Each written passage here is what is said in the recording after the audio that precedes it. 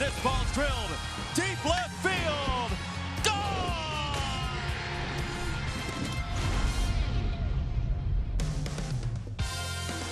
Well, serving up another one like last night would be outstanding in Baltimore as the Sox hit day baseball today off a 12-1 win yesterday against the Baltimore Orioles at 52-35. The Sox are in first place by 7.5 in the AL Central, and the Sox will turn to the opening day starter. It's Lucas Giolito, who went 7 in his only start against the Orioles this year. He struck out 12, and it's Thomas Eshelman, the third-year major leaguer for the Orioles, on the mound this afternoon from Camden Yards. And we thank you for joining us once again. Glad to bring you White Sox baseball. Jason Benetti, Steve Stone changing the game as always. Look, the starting pitching the last 3 games for the Sox on this road trip has been phenomenal. That's the way you protect your bullpen, but also if the starters throw well, then your offense has a chance to come back and get them. And so it starts off with Carlos Rodon against the Twins. He was really good through 6 innings. Then Lance Lynn came against those same Twins. He also threw it really well. Each one gave up 1 run. Dallas Keuchel in the first of this 3-game series was just brilliant last night. 7 hits, 7 innings, only left 6 outs to cover for the bullpen. All of these guys doing a great job, and because of that, the bullpen has also been close to unhittable lately, which is a great sign for the entire ball club.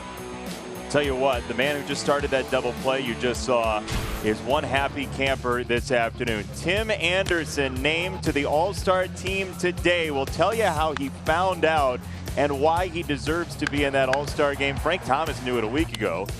We'll tell you about Tim when he leads it off when we come back.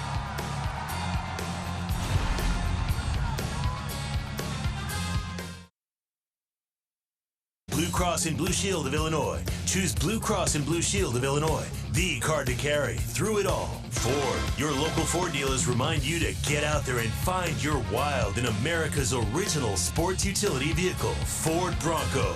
The one and only legend has returned. Xfinity Mobile. Get nationwide 5G on the fastest, most reliable network, only with Xfinity Mobile. And by Wintrust, home of White Sox checking. Visit wintrust.com/Sox to open today. Since 2019, Tim Anderson is 5th in baseball in shortstop wins above replacement. He is only surpassed by Marcus Semien, Xander Bogaerts, Trevor Story, and Trey Turner. And today, Tim Anderson is an all-star as the first pitch to him is fouled away, and the first inning is brought to you by Toyota. It is a big day for Tim Anderson. It was Joe McEwing who made the announcement in the clubhouse that Tim Anderson was going to be an all-star this year, and a big day for a guy who has looked for the respect of Major League Baseball for years with his best batting average in baseball the last 3 seasons, and he's got it today as an all-star, and I know how important that is to Tim Anderson. Well, I just love the fact that he keeps on getting better. You know, he had a lot of holes in his game early, and now he's become a really good defender to go with a guy that will put the bat on the ball, can key an offense, and when he does get on, he finds a way to score. That is a very valuable player. On a slider on 1-2 out to center, and Cedric Mullins in the sun to make the catch as we are off at Camden Yards without number 1. And time now for the Insure on the Spot starting lineup. Get your free auto insurance quote and save in just 2 minutes at insureonthespot.com. This is career batting average at Baltimore. Jose Abreu's hit the ball very well. Andrew Vaughn a 3-hit night yesterday. And then Gavin Sheets with a home run in his first career game. He grew up 20 minutes or so away from Camden Yards, went to the Gilman School in Baltimore. Just an awesome story last night. For that home run, he got a duck on his head. I think that's really nice. That's the treasure you win, evidently, in Baltimore. As Moncada takes ball number 1 from young Thomas Eshelman, his 5th appearance for the Orioles this year, and he's been renowned for his accuracy, although he's gotten hit around some this year. It's his 5th start. His ERA is up over 7. He also has given up the long ball. This could be a day Yoan has his first home run since June 3rd. Well, he certainly has a good place to do it, and as you can see, there's a sinker. I mean, he's not a hard thrower at all. The slider, he can pinpoint. He's got very good control on that. He showed a decent change. 1-2 slider into left field. DJ Stewart puts away out number 2. We'll take a look at the UI Health defense, and this is how Brandon Hyde puts them out there this afternoon. It's Stewart, Mullins, and Santander left to right, with Gutierrez, Urias, Leyba, and Mountcastle in the infield. Austin Wins is behind the plate, and he's a very good throwing catcher, so I don't think you're going to run too much on this combination. Well, look, yesterday, Steve, the Sox went 5 up, 5 down the first 5 batters. Then 24 of the next 47 reached. So if it's a 1-2-3 first inning, don't despair. No, he's going to have to continue to make big pitches. And he likes to throw that slider to both sides of the plate. But when you know that a guy cannot consistently throw a fastball by you, you can get up a little bit closer on the plate, knowing that you can cover the fastball and then look for the off-speed stuff. That's a good changeup right there. Kept that down, and that one had good late movement. That had some lateral along with the drop together. He wanted it outside. He didn't get it there, but as you can see, it moves really well and moves late.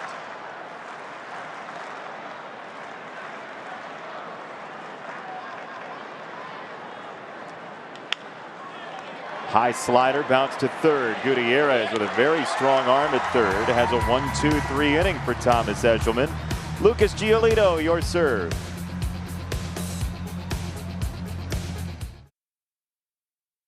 Minutes at InsureOnTheSpot.com. Home batting average, Cedric Mullins hit the ball everywhere. You can put him on Neptune and he'd hit the ball this year. Mountcastle 307 at home. Leyba is new. Gutierrez is new from Kansas City. Lucas Giolito on for his 18th start. That's a whole lot of work. His ERA a touch over 4. 116 strikeouts, 98 2/3 innings. He is one of the 4 in the starting rotation with over 100 strikeouts.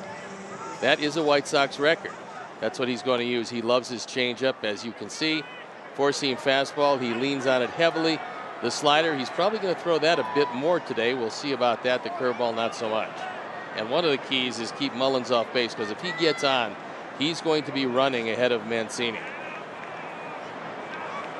Mullins 104 hits this year. That's second in the American League as he goes after a first pitch fastball. Adam Frazier leads baseball with 111 hits. Then it's Turner of the Nationals, Castellanos of Cincinnati, and then the 2 guys in the American League.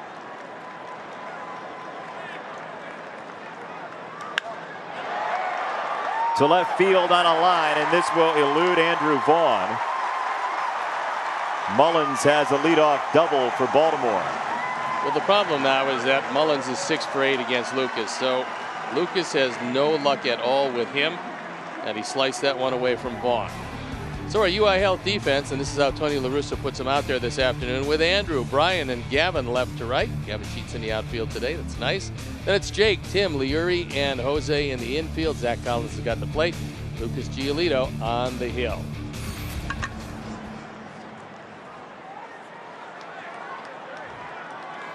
Remember, Lucas in Detroit gave up a leadoff single to Akil Baddoo. He eventually scored, and then the rough inning was the second inning for Gio when he allowed 4 straight base runners.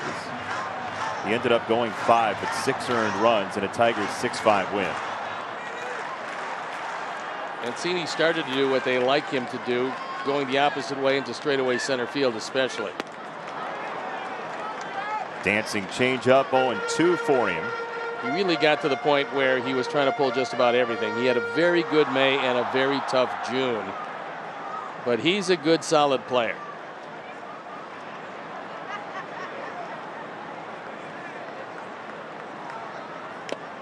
Slider, strike 3. Good stuff from Gio there. Pairing the changeup with the slider for the last 2 strikes in the at-bat. I think the slider is going to be one of the keys for Lucas. If he continues to throw that well, he's going to be in pretty good shape. Those 2 to Mancini were outstanding. Now, he had a tendency, when we saw him pitch against the Twins, he was throwing a lot of sliders in the dirt. He just couldn't get a release point for it. Hopefully it'll be better today and it stays with him all game. Anthony Santander, the 26-year-old switch hitter, will likely see some changeups today from Lucas. You would think so. Yeah, the chase rate is very high at 35 and change.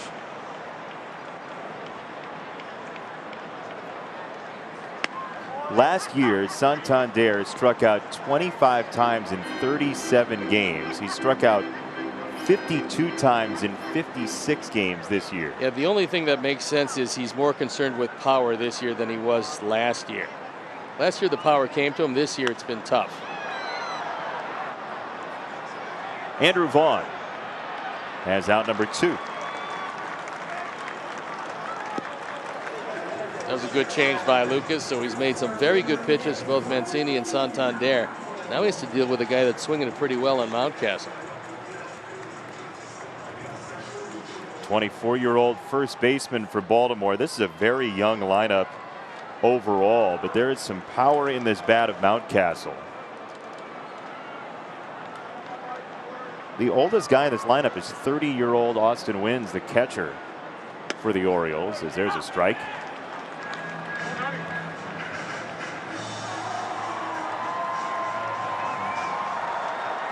First round pick, 36th overall in 2015, Mountcastle.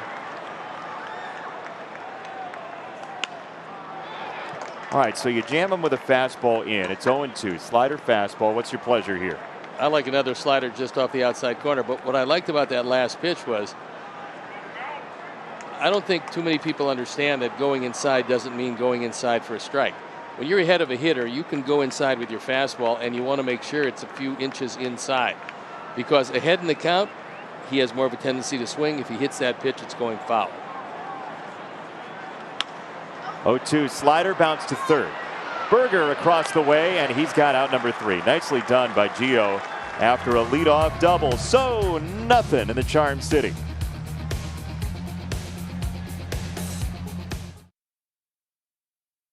Bank. Since 1945, Marquette Bank has worked to improve the lives of neighbors, families, and business owners. They're a modern neighborhood bank with online banking, mobile banking, and digital home financing. Better than that, they're a bank that cares about your success in our communities. Discover neighborhood banking that feels good at emarquettebank.com.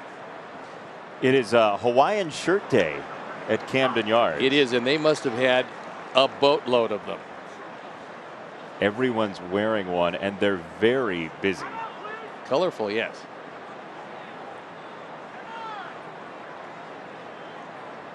They look like the rainforest. The gigantic Oriole on it. If you're ever in the rainforests of Maryland, you'll blend in beautifully. Yeah, it was some tough sledding there. The shift is on.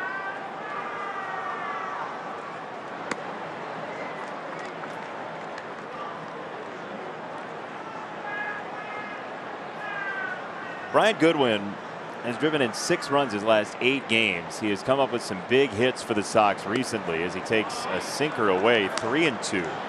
What I noticed in the warm-ups from Eshelman was that he commands his slider and his straight change better than he does his fastball. On the slider, that's poked into right field by Goodwin. It is out of here. Brian Goodwin, another home run. And the Sox take the first lead this afternoon.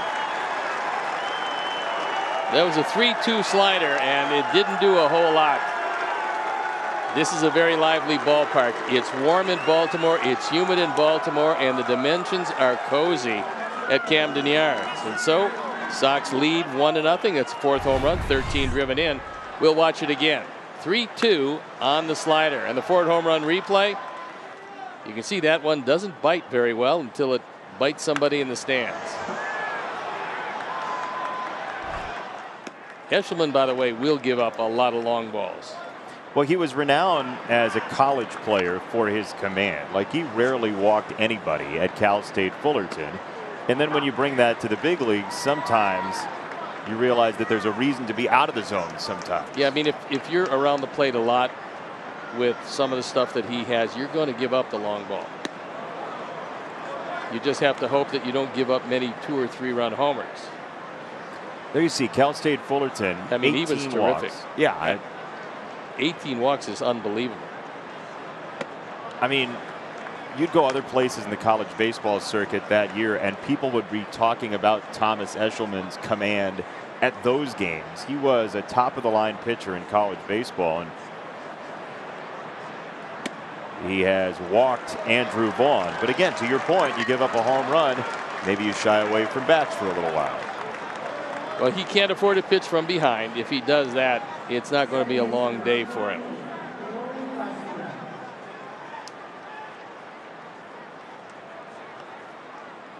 Second inning brought to you by Menards. Leury Garcia is 5 for 10 the last 2 games. He nearly had the cycle in Minneapolis on Wednesday.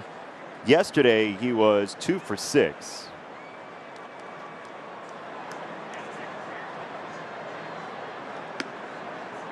And that's a strike. That sinker does have some late movement away from left-handers.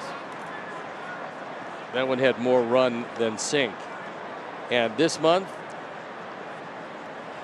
Leury's been pretty good. Actually, he's been pretty good for the better part of a month and a half. His slugging percentage on June the 12th, so about a month ago, was .298. Over the course of this last month, he's driven it up to .360, and that's not a huge number, but he's had to put together that large slugging percentage to get it up there. He's been doing it from both sides of the plate. I guess nice take, 2-1. Yeah, that was a pretty good pitch, and Eshelman did not get the call.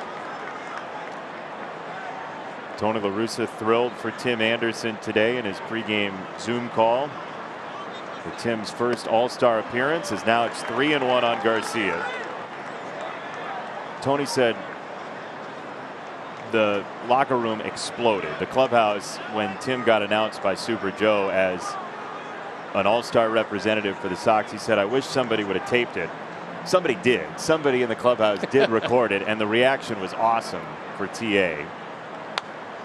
Jose Abreu was the first guy who got up and just ran over to Tim, jumped into him to celebrate with TA. But look, for a guy who's been one of the best shortstops in baseball, 1 spot ahead of Francisco Lindor, 3 spots ahead of Javi Baez since 2019 in WAR, it's a very deserved honor. Strike 3, throw coming down to second base. That was a hit and run. And there are 2 down in the second inning. We told you about Wins. You're not going to run on him. He's now 6 for 12 and throwing out would-be base stealers. And obviously, Andrew Vaughn doesn't have the most speed around. So Tony La Russa was looking at Garcia to make some contact. He wanted to stay out of the double play, but you're running on the wrong guy if you think you're going to get too much against him. So here's Gavin Sheets, who had about 50 friends and family at the ballpark last night and hit his very first Camden Yards home run. He grew up coming to this ballpark. His dad in attendance, and Gavin takes a called strike, 1-1. This is after the game. Gavin Sheets celebrating with every Sheets jersey you can possibly drum up. And you can look at the security guard who really gets with the spirit of it. Oh, he got very angsty as there's a jumping catch on the left side of the infield by Gutierrez to retire the side. We'll show you the security guard later. Look, he's saying, look at him in the background. He's waving him, get out of there. He's all holding his walkie-talkie, and then, hey, guys, hey, yeah, enough fun. Go. Beat it. And I don't stay care away if from it's the your little first game kids here. too, will you?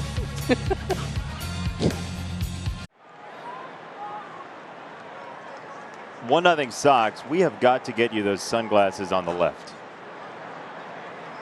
The pink lenses would really bring out your eyes. I have a rosy viewpoint about everything anyway. That would make it rosier. Is your tongue in your cheek right now, or where is it? No. 0-2 for DJ Stewart. By the way, Stewart really tries to pull everything, and off-speed pitches he doesn't do real well on. Or a high fastball for you, just for fun. 1 down. Second strikeout for Lucas. Good job of pitching out of that first inning, and there's the high heat.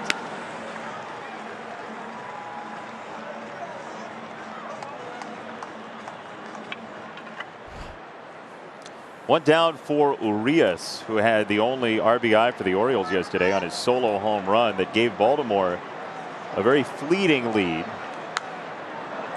It was 1-0. Then the Sox scored a dozen in a row. Hit a couple of hits yesterday and starting to come up and show what he can do. So far, it's been pretty impressive. It's a pretty steady shortstop. Up from AAA Norfolk. Oh boy. Well, if you keep getting high curves, I mean, especially that high a curve, Luke is probably going to break a few more of those out. Watch it again. It's up there. That was the Jan and Dean dead man's curve.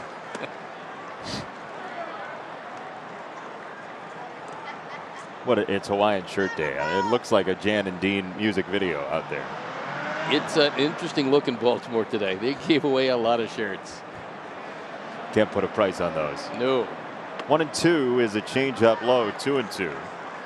In fact, the White Sox Talk Twitter account has tweeted about those. Wow. I mean, that's a load of shirts. I would call it an aggressive look.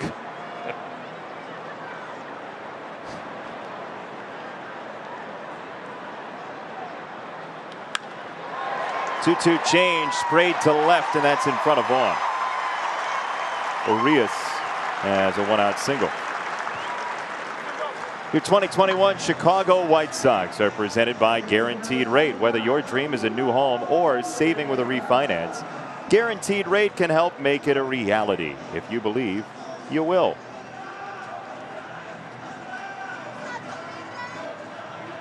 One on, one out for Domingo Leyba, 25-year-old for the Orioles. They've had some injuries on the infield, including Freddie Galvis. You know, that was a big loss for them because Galvis was playing really good baseball, and you know, he was a veteran among all the kids, and he would explain to them exactly what he thought they should be doing. Anytime you lose that kind of leadership, to go with his production, I mean, that's a huge loss. You pair that with the loss of Michael Franco, who's a pretty good hitter when he's going well. And it's a thinner infield. Is this changeup smoked to first? Jose, a game of tag, and he wins. Brilliant play by Abreu. Great play, bad base running, and it's out of the inning with the lead.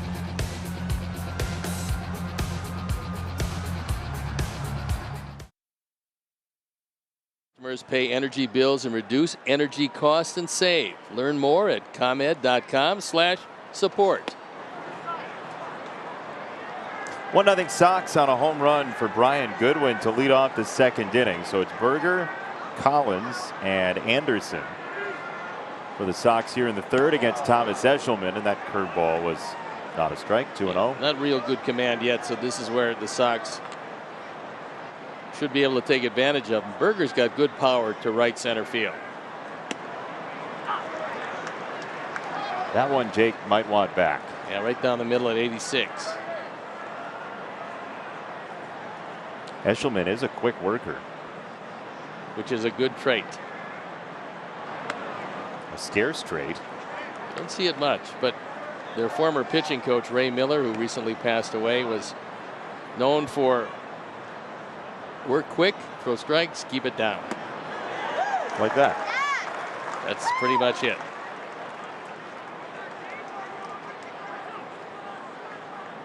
Last 3-2 count, he used a slider, but it went out of the ballpark. This is a fastball away.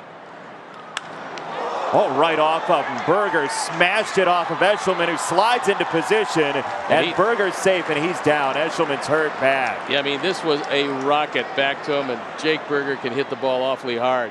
And his reflexes said, okay, so you hurt me with a line drive, but I'm going to try to throw you out.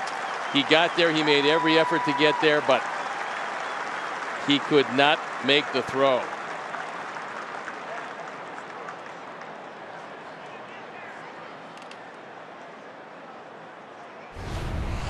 We'll watch it again. It's a rocket. Oh.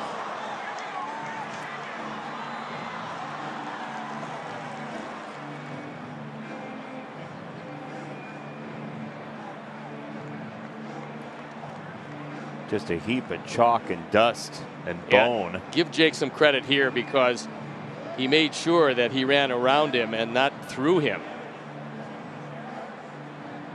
And he beat the play. So they're going to give him a few tosses. And although he's able to shake it off now, because you get a tremendous burst of adrenaline when you get hit with a line drive like that, he's going to start feeling that as this game moves along, and certainly he's going to feel it tomorrow. So the best thing that happened to him is it got more meat than bone, because if it got any bone, they're taking him off. 104.5 off the bat, Yeah. 60 feet 6 inches away. That's not a physics word problem you want to be the protagonist in. And you think about Berger, who's popped his Achilles twice, once on the way down the line. To be able to dodge Eshelman is very good news.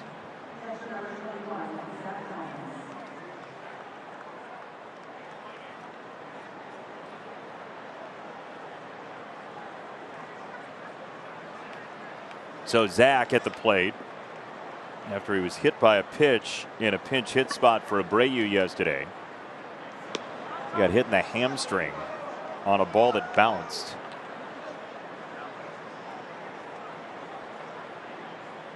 Not the best, but he's raring to go today, and Zach on the ground wide of first. they are playing him as a dead pull hitter in the infield, but in the outfield they're playing him straight away, and justifiably so, because we've seen him use left center a lot.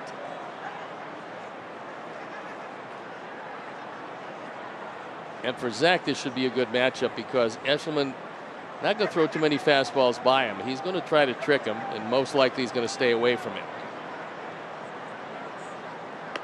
In pitches under 92 miles an hour this year, we looked it up before the game, Sox are 5th in slugging percentage in baseball. The softer tossers have been lunch at points for the Sox this year.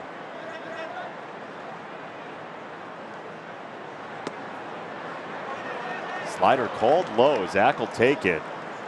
Well, now he's in a very good position because you got a pitcher with very good control, and last thing he wants to do is walk you to put runners at first and second.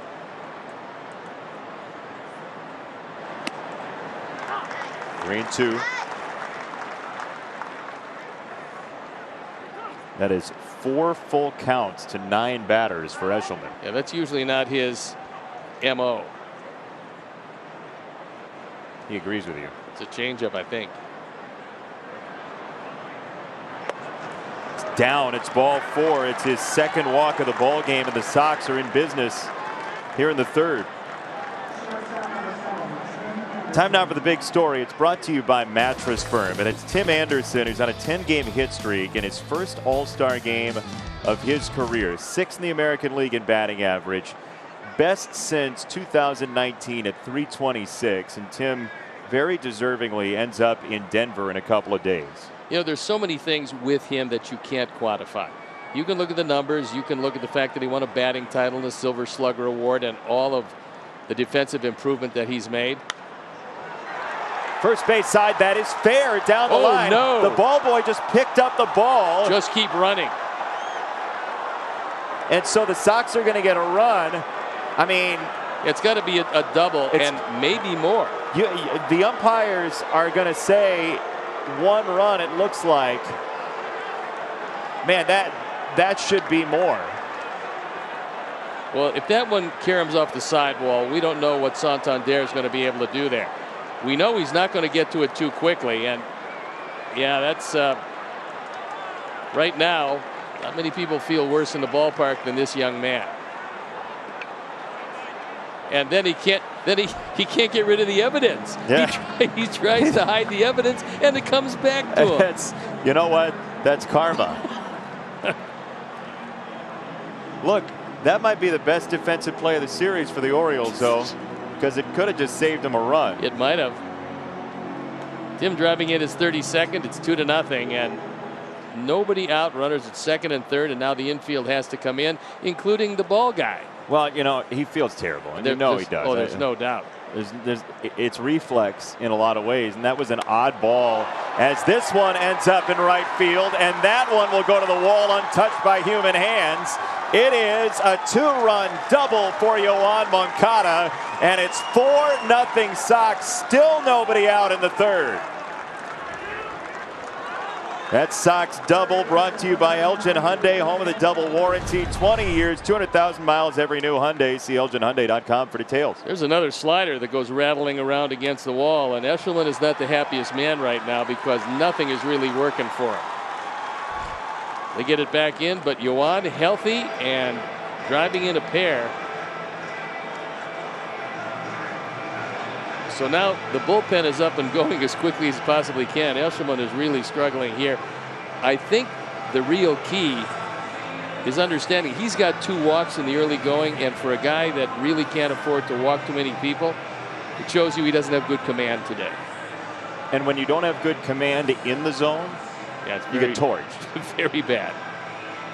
Well, Keegan Aiken got his start skipped because of a rainout against the Blue Jays, and so they have essentially an extra starter right now before the All-Star break, and thank goodness for that, because they had to use the second baseman for the final out last night. Yeah, they don't want to go too deep in this bullpen because the bullpen has not been good.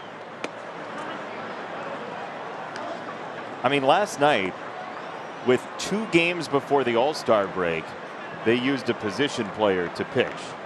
That's how cold the bullpen is running right now.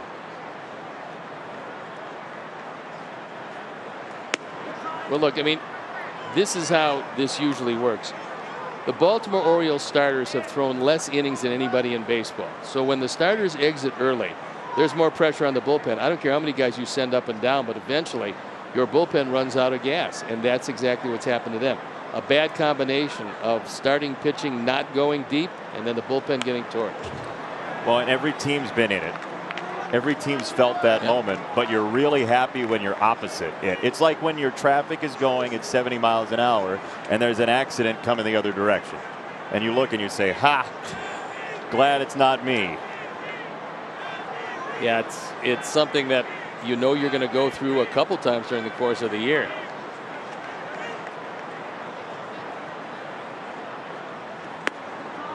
That's in 3-1 to Abreu, who's got 5 multi-hit games in his last 8. He's just been killing the ball. And Eshelman probably is going to throw anything but a fastball. He doesn't want you to hit his fastball. That's a good list to be on right there. So player profile presented by Geico. Make it easy. There is a strike on a sinker and another full count. So 3 full counts and 2 first pitch doubles in the inning for Eshelman.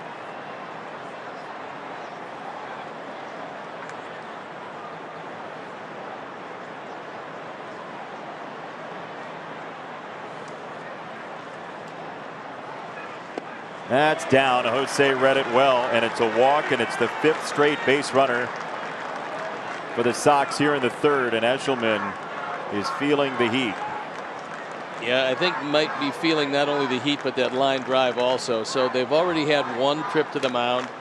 That was by Chris Holt, the pitching coach, and I'm not sure if he's too long for this one. And Brandon Hyde is coming out. That's going to be it for him. They want to, number one, look, he hasn't had a good day, but they want to get some ice on that line drive because he was hit by a rocket.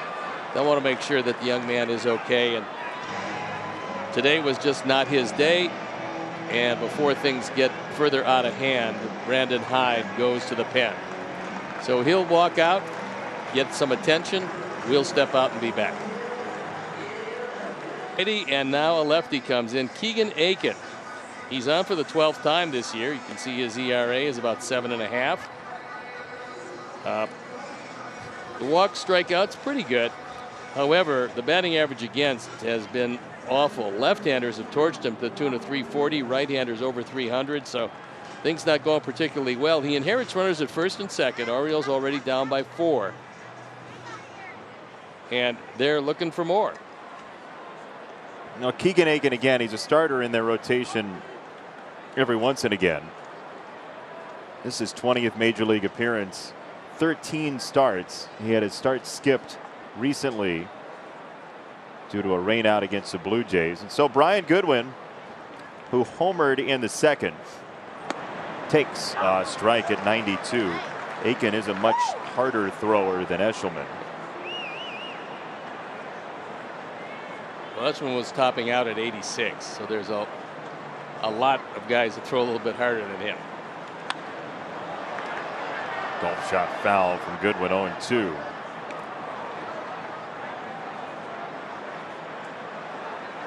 The Orioles, even against the lefty, still play Bryant as a dead pull hitter.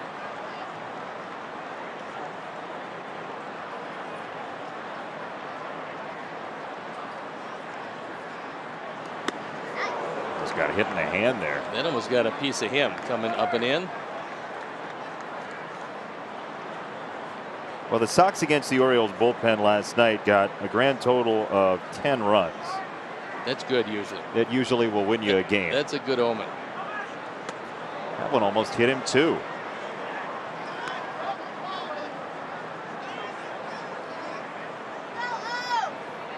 There are not many four-leaf clovers getting picked up by the Orioles bullpen this year. Now Aiken was shaking his head because that curveball was nowhere near the zone. 2-2. It's a high fastball. It's 3-2. Now Wins is aspiring to get strike calls. There you see the ball's in play for Goodwin. So they do play him to pull, and they're playing the numbers, but it's not like he hits 0 balls to the left side. No, he hits a lot of them. Usually those are the flares. In the air to left. DJ Stewart has the elusive first out of the third inning for Baltimore. Third inning brought to you by Hyundai. Ryan hit that ball pretty hard. I think he thought he got more of that than he did, in fact, in terms of distance.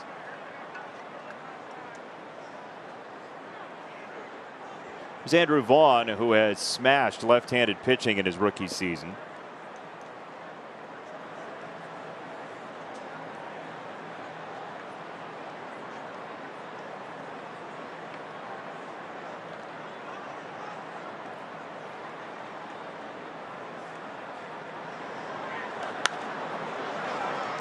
Fastball, he got a good pass at, strike one. Location of that one looked like it was ticketed to right center field,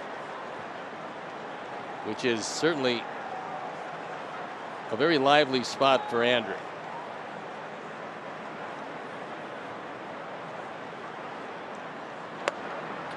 Well, he could certainly put one on Utah Street. Yeah, he's got enough strength to take it that way. He also hits the ball awfully hard. Keegan Aiken, former second-round pick out of the MAC, Western Michigan. He's a Bronco. He is, from Kalamazoo. Like Tony Scheffler and Greg Jennings. Wasn't Jeter from Kalamazoo? Derek Jeter? I believe that's right. I think so.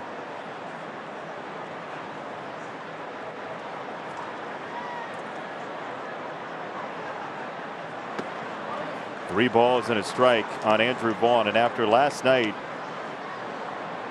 Brandon Hyde was asked on his post-game Zoom how much of a factor were the 8 walks, and he just basically laughed like, "What? Right. Yeah, it matters." That's an insightful question.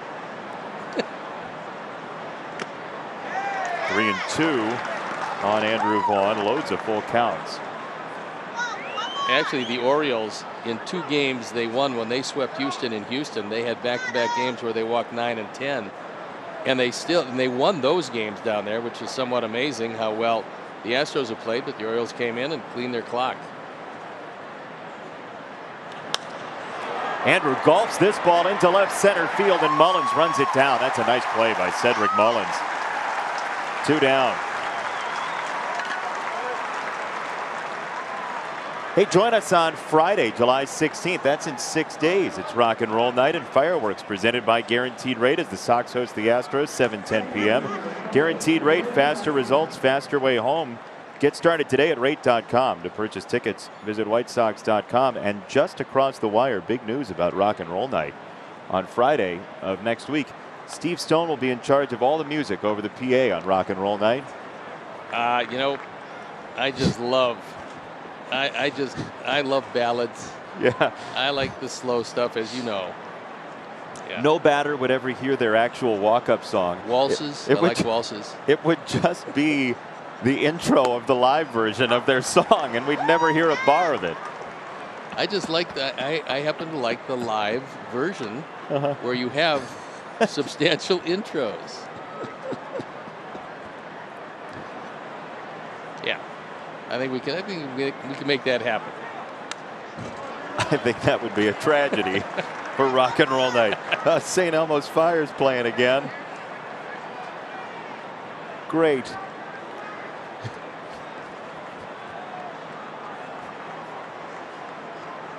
Oh, and 2 on Leury Garcia. That's going to be a great night. Astros and Sox. Yep. Friday night out of the All-Star break. Strike 3. He went around. Wins was being crafty by tapping the dirt. Earlier in the inning, though, the Sox had 5 in a row on base, including this double. Tim's like, dude, what are you doing to me?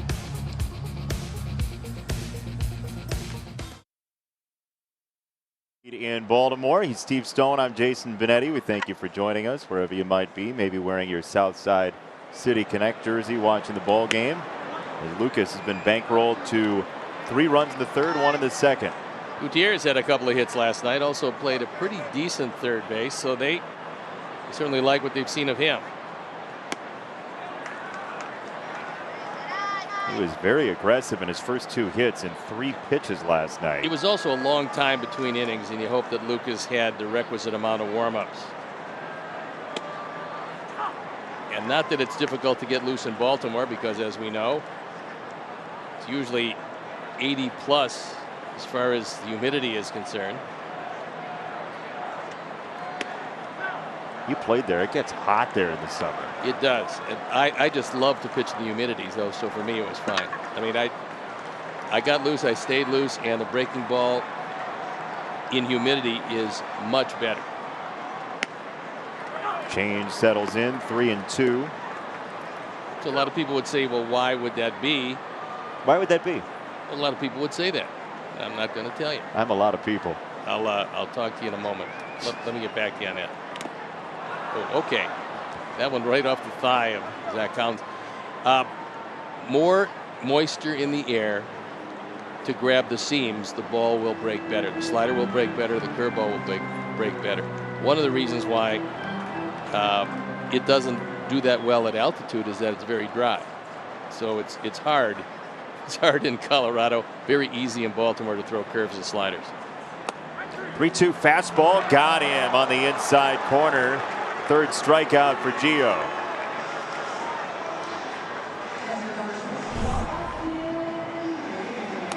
Threads a needle on the inside corner and gets the call from Mike Molinsky.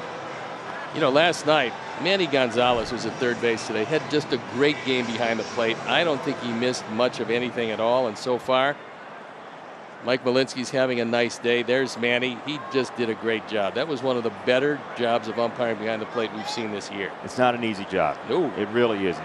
And we've seen that clip of the Atlantic League strike 3 being passed around. That was unbelievable.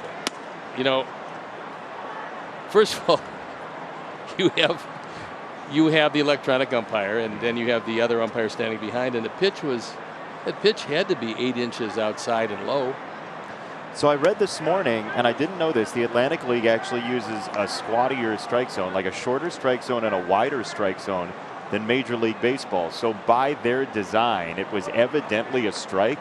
But if I'm a hitter, I'm choosing another league then. Well, it's impossible to hit that ball. Right. You got to stand on the plate to hit it. Yeah, I mean, then that would be a interesting league if That's a no. If in fact Billy Barty was playing or Michael Dunn. But yeah, for taller guys, if you had a wider zone, it'd be almost impossible to hit. You have no shot. No. 1-2 fastball to Wins, who goes by his middle name. He is Robert Austin Wins, which means his monogram is Raw.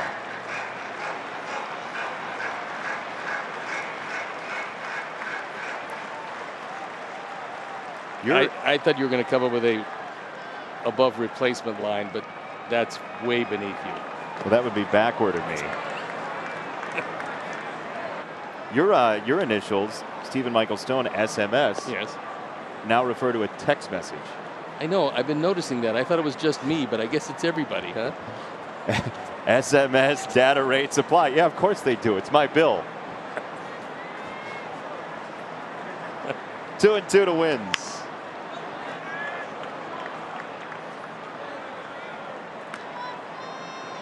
Lucas is feeling pretty good about his stuff today.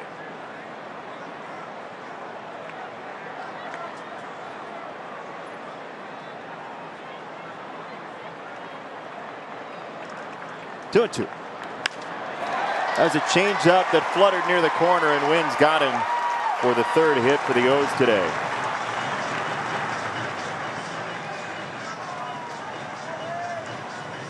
Follow our Sox insider Vinny Duber at NBCSportsChicago.com, presented by nationwide agent Jeff Vukovich. Get to enjoy knowing the Vuka as much as you do the jingle at JeffVuk.com, because Nationwide is on your side.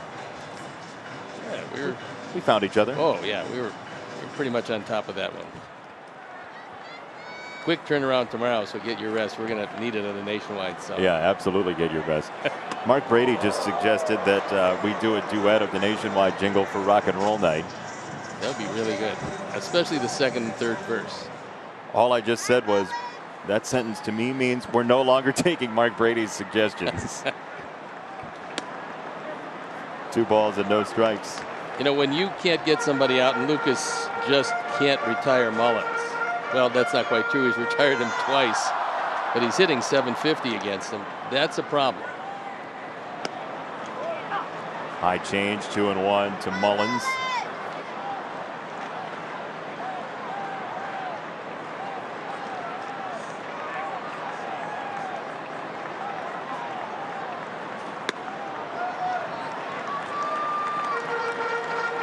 And it's almost a self-defeating prophecy, because when you know you have trouble with a guy, you usually find yourself behind an account.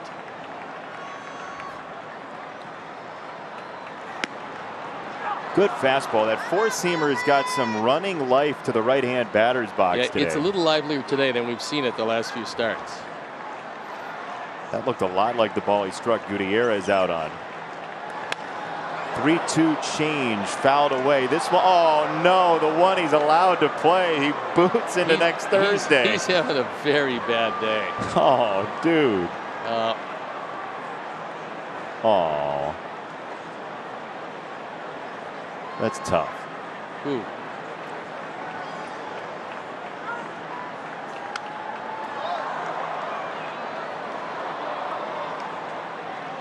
When you sign up to be the ball boy, it's like the coolest thing you could possibly imagine. You get to be on the field, you get to see your heroes, and then you field the ball, and Tim Anderson, who just got named to the All-Star team, looks at you and goes, "What are you doing?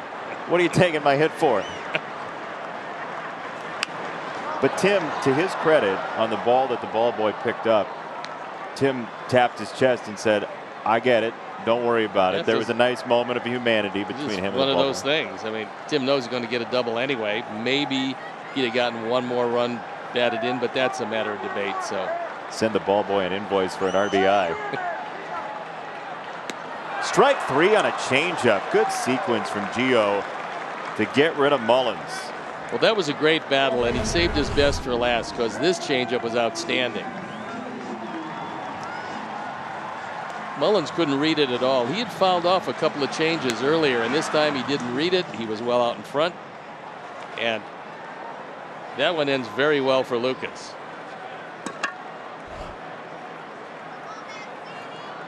Trey Mancini takes a strike. That fastball has been crisp. Plus, he's also been throwing it where he wants to throw it, which includes the inside corner, because he has a tendency to stay away with the fastball to right-handers.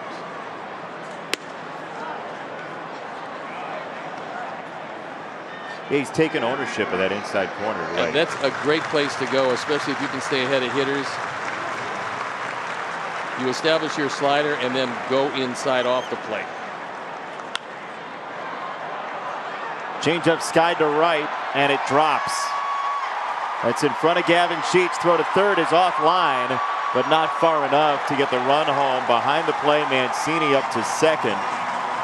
Lucas threw up his hands like either what am I doing or how'd he do that?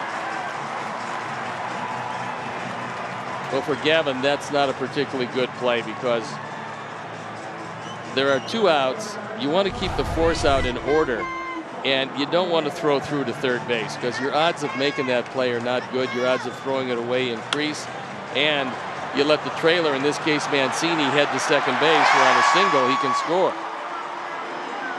I mean, Tim tried to cut it off because he realized, and Lucas wanted him to play closer because if it goes over your head in right field in Baltimore, it's a home run. It's going off that wall. Fastball to Santander for a strike. That's what it was. He was waving him in, saying, come on, come on. It goes E9 after the base hit by Mancini.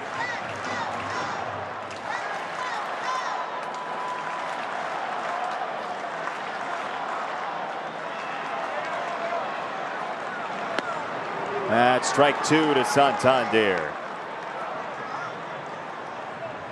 What do you think in 0-2 here? We didn't handle a high fastball very well, but I think a high fastball away would be nice. Maybe after that changeup? I mean, the only thing with the changeup in that situation is now he's seeing a few of them consecutively. Not that he's going to adjust to it because a good one's still going to get him.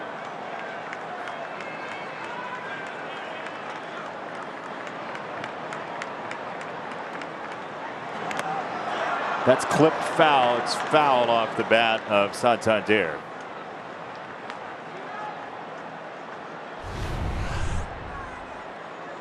There's a change inside, and it got the right shin guard of Zach Collins.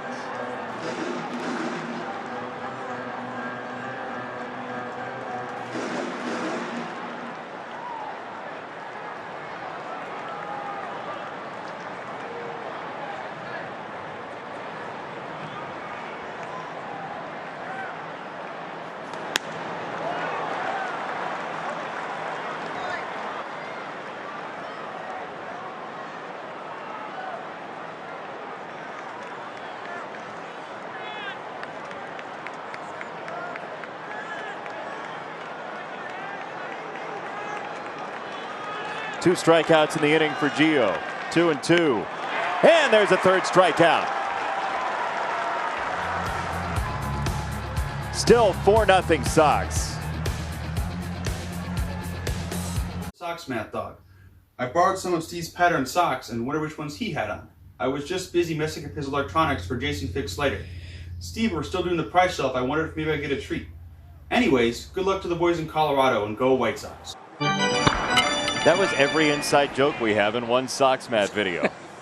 That's awesome. Hashtag Sox Math. Good job, Bob Math. Number of hits Gavin Sheets has at Camden Yards, plus the number of hits Larry Sheets had at Camden Yards. Well, I got to tell you, I mean, that's a wonderful question. I'm terribly disappointed because I thought Bob Math was my Greyhound. And oh, apparently really? It's not, yeah. Huh. Interesting. My Greyhound doesn't have socks, so that's one of the things that jump right out at me. That's your own fault, though. Doesn't like socks. However, we did have a Greyhound named Sox, who happened to be white. Did Bob like Sox the Greyhound, or He was never Bob met around? him. Oh, he did. Sox was in the big ballpark in the sky before Bob got there. How often do you see it, by the way? You're part of the Sox Math question, then you lead off the 4th inning. That can happen. Yeah. This inning sponsored by Elk Grove Village, proud to support makers and dreamers. Learn more at makerswanted.org. Larry, a big thrill for him yesterday with Gavin's home run. As there is strike 3 to the outside corner, and one gone in this 4th inning. And look at these swings. Dad and son, and the backswing. Pretty similar. And there's Dad's reaction to the first home run in Baltimore for his son and the entire family and friends. Yeah, he had a lot of folks at the game, as he told us when we talked to him after the game.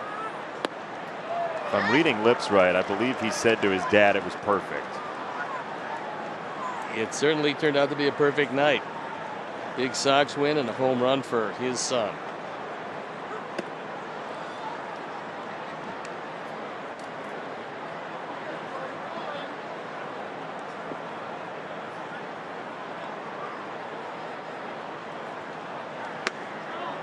Well, when we talked to Gavin after the game, I mean, he was all smiles. He got to play right field. Yep. Playing there again today. Ballpark he grew up going to. One of the real gems of Major League Baseball, and that place has held up tremendously well. From the first time I walked in there, and I think it might have been, I'm not sure if it was the first or second series, but I saw it and thought it was absolutely beautiful. Roland Heeman was the general manager at the time, and I went and I talked with him, and he took me around and showed me through the locker room. And the facilities at the time were really state of the art. It was just a gorgeous place. The setting was beautiful. Yeah, quite a ballpark. On a slider, ground ball to third. Gutierrez got a hustle, bare hand play, safe. Jake Berger's got a couple of infield hits today. He's 2 for 2.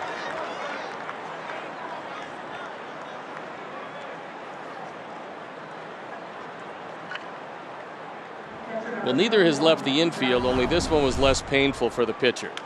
Aiken can deal with this, but Eshelman took a line drive rocket off his body and 2 infield hits. Jake has shown that he can hit the ball pretty well. I mean, you just take a look at some of the talent coming up from the Sox minor leagues, and these guys don't appear to be awed by anything. No, that's a credit to the minor league coaches and to Chris Getz and all of his people, because these guys are ready to play. And you have a kind of year the Sox have had this year, and it's a good thing they were fully stocked down below.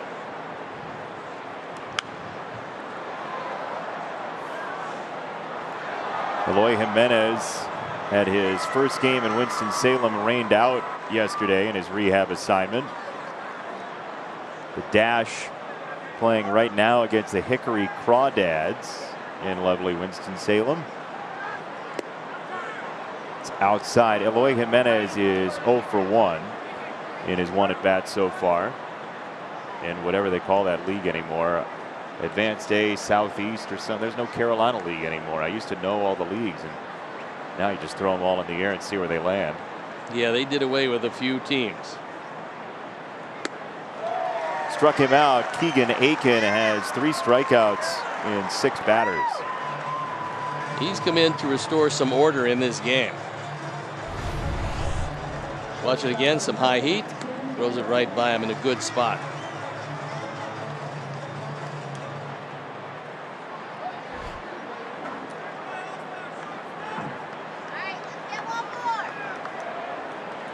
Little kid just yelled, "All right, let's get one more." The boundless optimism. He's excited. The Oriole youth the last couple days.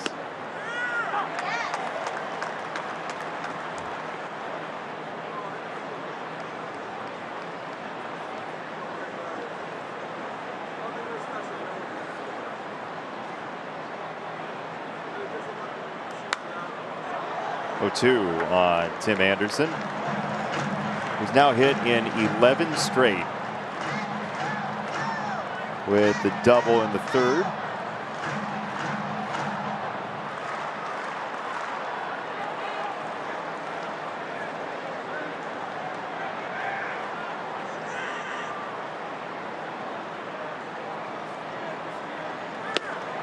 Struck him out with a changeup away, and that'll do it. 3 strikeouts in the inning. The Berger single. 4-0 Sox. Bottom 4 next.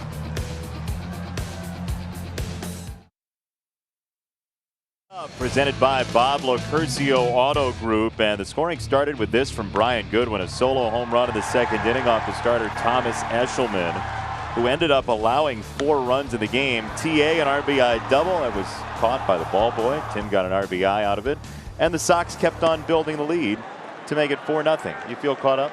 I'm caught up. I'm as caught up as I can possibly be.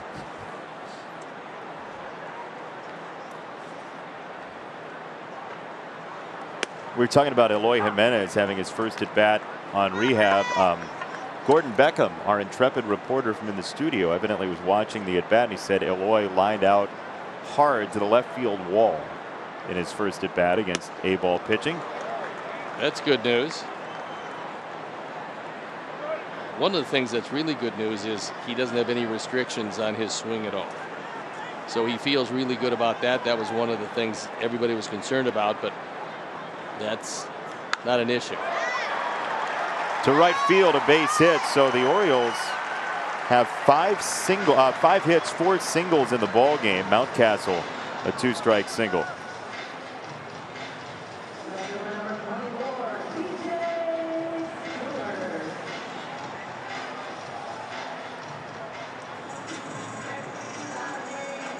So 1 down for Stewart, who Lucas dispatched very quickly last time on 3 pitches. Stewart's got some big power, though. He's a guy that can put a charge into the ball, but if you make the good pitches on him, he's probably not going to do you a whole lot of damage. But if you miss, he can hit it a long way.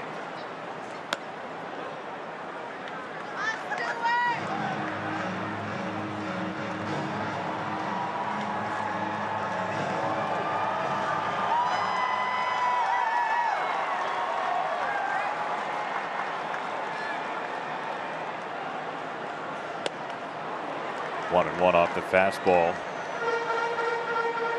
Lucas 5 strikeouts, no walks so far.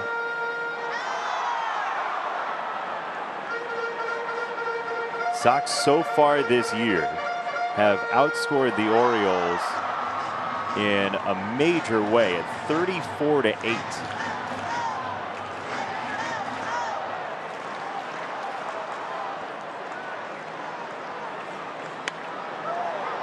Changeup guided foul, 1-2.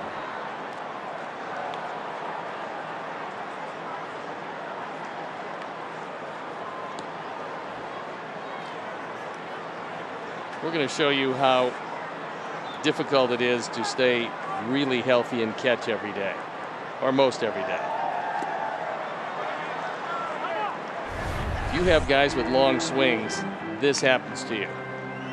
Get hit off the hand, and if that caught him on the wrist, that looks like, I mean, you might get a broken wrist and lose a whole lot of time. Fortunately, it didn't get the wrist, and he was okay.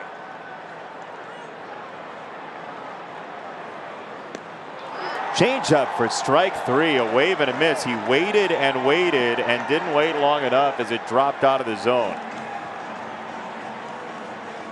Got him on a high fastball last time, got him on a low change this time.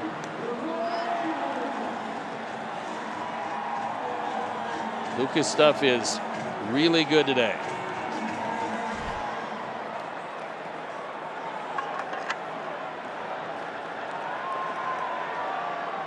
One down for Urias, who singled to left in the second. And here he pounces on a fastball to foul it away. The Orioles, their last 3 games, have been outscored to this point 26-3. That includes last night's 12-1 deal. Unless you win twice 1-0 and then get beat 24-2, it's probably not a good plan. You know, that still doesn't sound like a great weekend.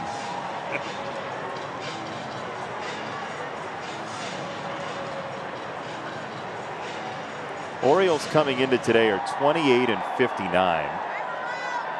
How about this? The Colorado Rockies are 13 under. They're 38-51 this year.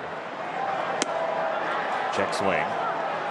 He did not go. 1-2. The Rockies are 13 under, but they're 31-17 at home.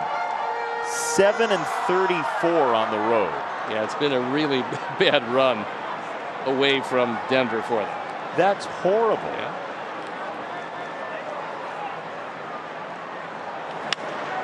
One-two on the ground at third. Berger at the bag, stepped over the bag, and got the out at first base.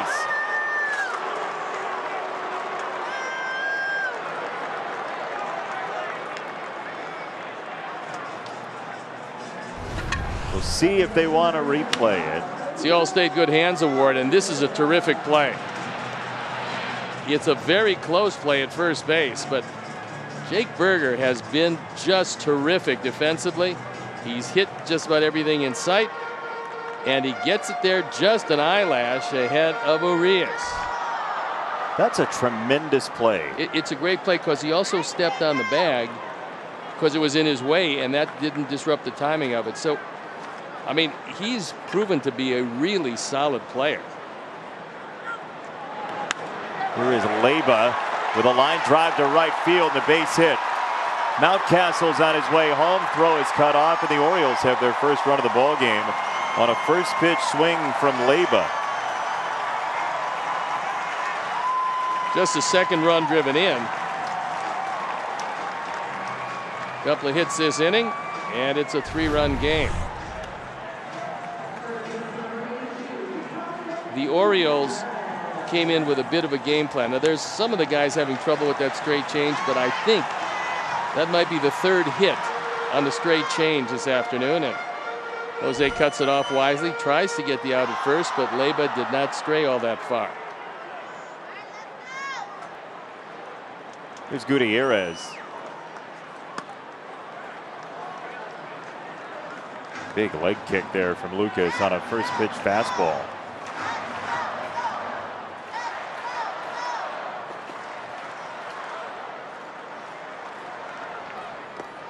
Two and 0.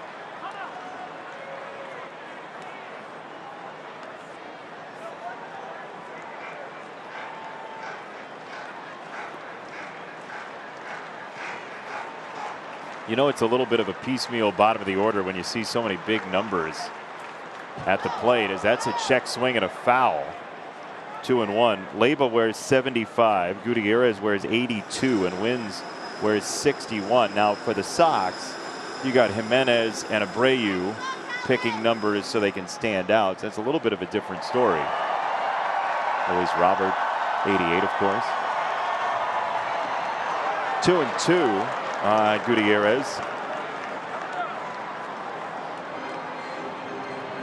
He's mad at himself because that ball really never even started a strike and just went lower.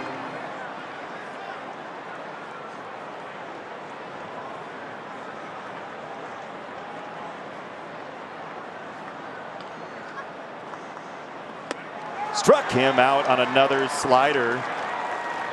Lucas used the last swing to inform the next one. It is 4-1 after the fourth.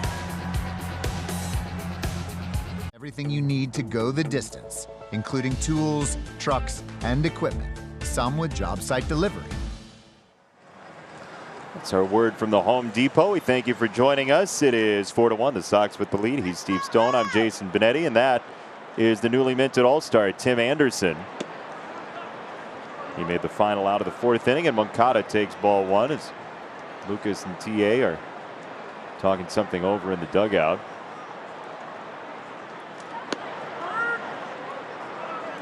Aiken has pretty much shut off the offense, and so they continue to talk about it. It might be the positioning on the defense that they're discussing, and it really helps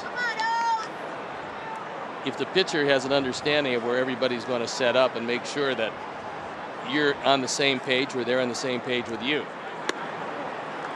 Ball four, Moncada, a 4-pitch walk. Here's your Sox math winner for today. It's an interesting question today, I think, because Gavin and Larry Sheets have the same amount of hits at Oriole Park at Camden Yards. Gavin the home run yesterday. Larry had one hit in that ballpark. It was September of 1993. He was a visitor in his old home of Baltimore, and he came up against current Orioles TV analyst Ben McDonald and had a base hit. Ooh, a tricky question. Yeah, his only game at Oriole Park at Camden Yards. Larry never played a home game with the Orioles at Camden Yards. He finished in the late 80s in Baltimore and then played with the Mariners in 1993. Final year in Baltimore was 89. Then he moved on to the Tigers for 1 year.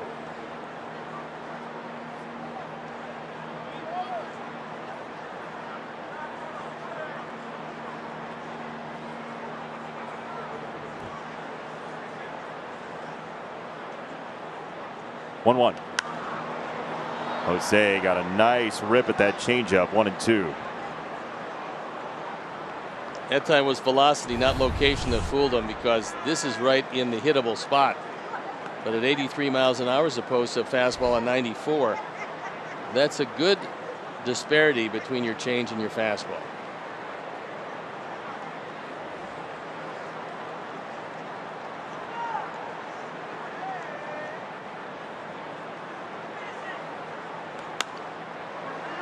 Tested him with a fastball inside, still 1-2.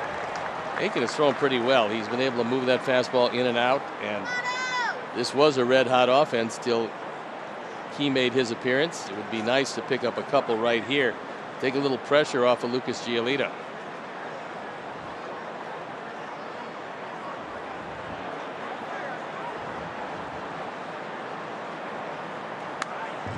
Another fastball. Boy, Wins a couple times, has pounded the dirt in front of him, then called for a high fastball. It's a crafty catcher trick. Cheeky.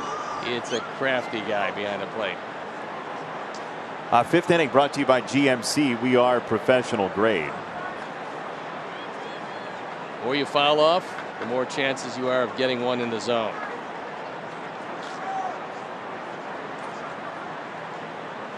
Well, he's shaken off 5 pitches, and I know he doesn't throw that many.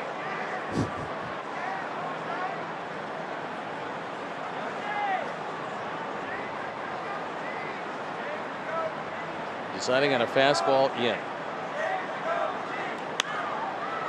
Jose inside, outs it into right. That's a base hit and a wonderful job by Abreu. Yeah, I mean, the pitch was exactly where Aiken wanted it, and you know, hitters don't always hit mistakes. Sometimes they hit good pitches, and this is a good pitch. This ball is too close to take. It's probably a couple inches inside, and Jose able to muscle it into right field. So 2 on, nobody out.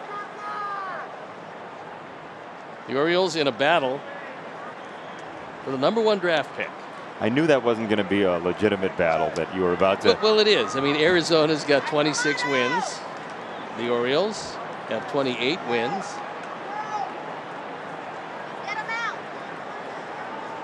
The first pick is a good thing to have in the bag. Pirates have it this year on Sunday. It'll be interesting to see. A lot of people think it's got a good chance to be one of the young shortstops. Yeah, Marcelo Meyer. Yeah, but Jack Leiter is hard to pass up. Boy, he's a pretty accomplished pitcher out of Vanderbilt. 2 strikes. From what I've heard, it's a pocket of basically 6 guys who could all be the first overall pick. Yeah, and this is just a great year for shortstops. And because of the athleticism it takes to play that position, I don't think you can ever have too many in your organization, because you can move them pretty much anywhere from there. Goodwin to first base, and that trickles on through. Moncada from third comes home, and the Sox have a 5-1 lead, getting the run right back from the O's. Mountcastle's at first base today, and he's not going to win a Gold Glove. They're hoping that he can play a consistent first base because they love his bat in the lineup. And this is a slider. Goodwin hits it hard. This ball is up. It's out over the plate. And that's when you gotta be able to make that catch. But you know, that's what they talked about with Mountcastle, finding a spot to put him. And that time he let one get by. Official scorer rule pending. It is an official run, however. Sure is. Andrew Vaughn on the ground at second base. Leyba to Urias, and that's a double play, 4-6-3.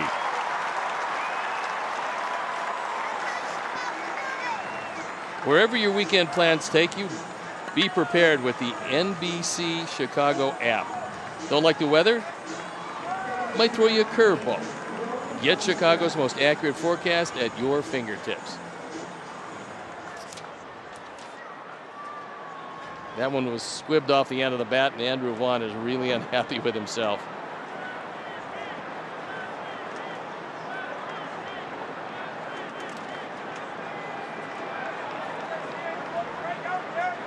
Here's Garcia, and he takes ball #1.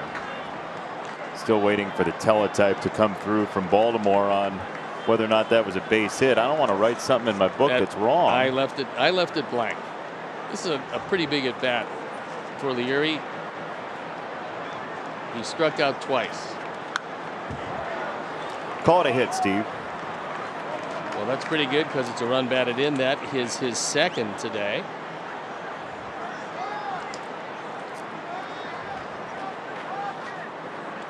He's actually had 2 very good swings at Aiken. Hit the ball hard to left field, And this time he hit it through Mountcastle. Garcia into left center, and the Sox are up 6-1. Just outside the grasp of Mullins, it's an RBI double for Leury Garcia, and the Sox by a nickel. You know, those 2-out runs batted in to give you another run to make it much more comfortable for your starter. These are big plays, and that was a nice at bat by Leury. He just reached out. This is a changeup, and keeping the ball away from Mullins in center field is a good trick. He can really go get him in the alleys, but not this one. 8 hits for the Sox. Goodwin a home run. We saw Engel a home run last night. Gavin Sheets had that home run in the 7th, and he'll go against Aiken, and it's called ball 1. The Orioles have a very potent weapon in their minor leagues that probably could catch right today, and that's Adley Rutschman. But they're keeping him at Double-A because they've got some pitching talent down there, and they want him to handle those young pitchers. The Orioles view their Double-A pitching staff as a group of guys that they might be able to build around, and they want a top-of-the-line catcher. There's no doubt Rutschman can catch in the major leagues now. He's a switch hitter with power from both sides, was the #1 pick in the draft, and he is ticketed for stardom in the major leagues. Yeah, Grayson Rodriguez, D.L. Hall among the starting pitchers in Double-A, as you see what Gavin Sheets has done, joining the ever-present Zeke Benora. Zeke is on top or in the middle of a whole lot of offensive lists as far as the Sox are concerned. Yeah, we never on this telecast win at hide and Zeke. No, that's for sure. Outside, 2-2. Jim Palmer bobblehead night on the 24th of July in Baltimore.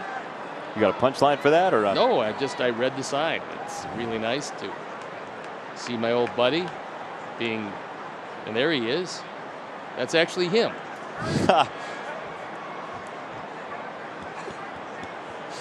2-2. He struck him out on a fastball away. Hi, Jim. Jim Palmer, line 1. Jim Palmer, 5.515. 6-1 Sox. Beautiful day in Baltimore. Thank you for joining us. He's Steve. I'm Jason. It's a pleasure to have you with. A lot of fans. Ball game. It is a gorgeous afternoon. Got a little rain here. Maybe it's heading toward Baltimore. So you're saying it might be raining in Baltimore?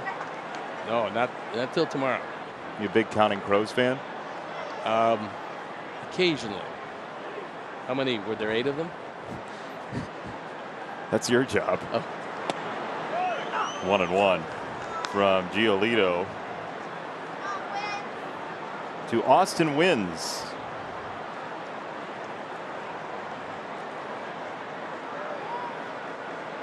From the San Diego area by way of Poway High School, which has been a high school that a lot of sons of major leaguers have come through. Tyler Nevin, Phil's son, Tony Gwynn Jr., Bruce Bochy's kid played there.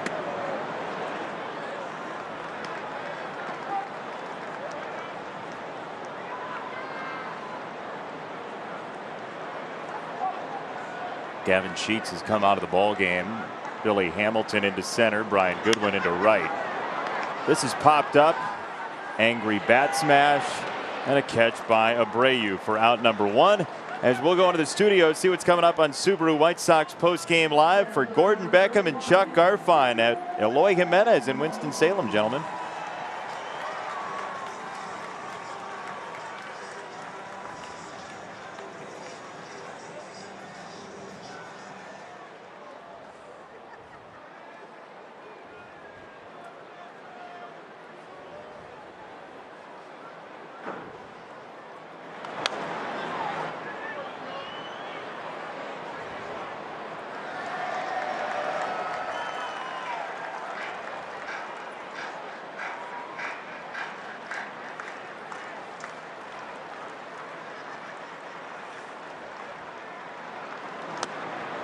Thank you, Chuck. Thank you, Gordon. Doubleheader day in A-ball. Had the rain out last night. got to make sure you get them all in. Oh, yeah. Especially with maybe the season extending a little bit in some of the minor leagues. Yeah, I mean, look, losing last year was really tough on the development of a lot of young players. Regardless of how they do, you want them to get all the reps at their various positions and all the innings if they're pitchers. And so the more at bats you can get this year, you just don't want to miss any games. They're very important. I mean, it's a very small pocket of time that you're in your best athletic shape and able to play baseball. So you lose a year. I mean, we're talking about more than a tenth of your time as a baseball player. Yeah, and it's the development stage. I mean, scouting is great, but without development, it's not that good. High heat to Mullins. 8 strikeouts for Gio. That's 2 strikeouts. It's 2 strikeouts in a row to Mullins, which is a guy who just tormented Lucas, including that first at bat in this ball game. So I think that made him very unhappy. He decided to get him on a change last time after a good battle in the 3rd inning, and this time was a high fastball he just threw right by him. Trey Mancini takes a strike. No walks today for Lucas Giolito, and not a whole lot of 3-ball counts either. 1 extra base hit, just that leadoff double, and then 5 singles. As I count here, I've got 3 3-ball counts today. Well, I will guarantee you one thing, that between starts he worked on that slider, because the slider today, he started out, it was good, and it has stayed right there. He's thrown it in big spots. Yeah, too. I mean, this would be a good time for another one to Mancini. He's been pulling off. He doesn't seem to see it very well. And the pitcher's in sunshine, Mancini in the shadows, but they're going with the inside fastball. 2-2.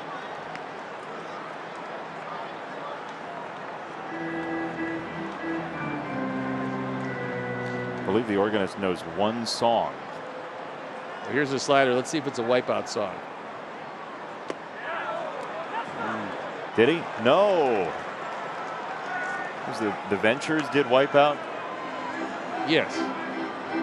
And there was some laughing right when the record started. Can you do the maniacal Wipeout laugh? No, I can do maniacal things, but not that laugh, no. The truth shall set you free. 3-2. He struck him out on a tight slider. Was sitting there waiting for him, and he got one close enough, and that ends the inning. Maniacal laugh. Sox game starting at $59. It's a family 4-pack. You'll get 4 tickets, 4 hot dogs, 4 drinks, 4 chips to select games. Go to whitesox.com/4packs. And by the way, a burger added in to center field, but not deep enough for out number 1.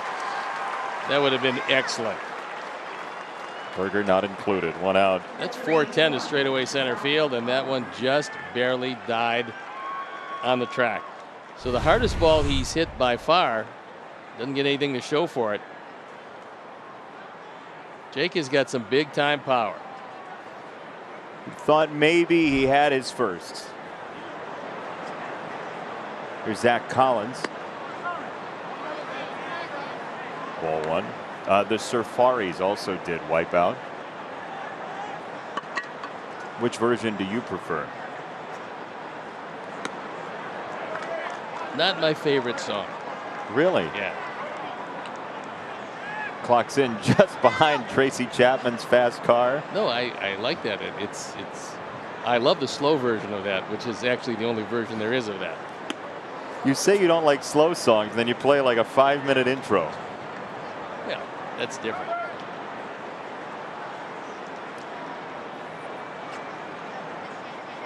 I had mentioned as Collins slices this ball on the infield for out number 2.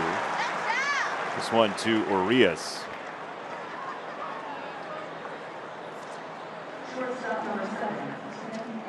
Why don't you read that drop in? Log on to the NBC Chicago channel on Roku or Apple TV. You know I love Roku and Apple TV. And get to know the U.S. athletes. Have you not seen them before? Something like that. Get in the spirit for the Tokyo Games with these fun, exclusive insider interviews. Until yesterday, you thought Roku was an adult juice box. I thought it was a restaurant in Scottsdale, actually. Is that right? Yeah. Want to know for Tim, why were you so indecisive about doing that promo?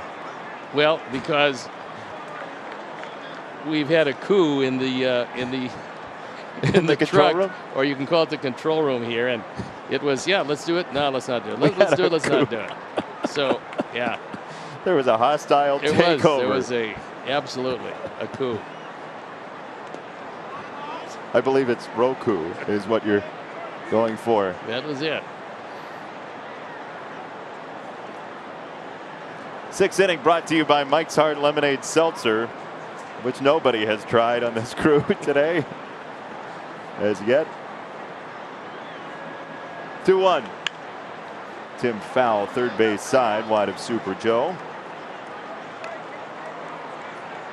Mark Brady, Andrew Blaustein, Chris Kamka, our entire cast of thousands here to bring you White Sox baseball. We love our crew very much. Chris Withers is off for this series and the series after the All-Star break.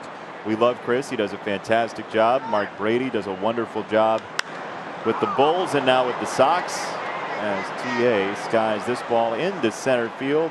Mullins either waves off everybody else or my compliment to Mark Brady. Either way, he's right. 6-1.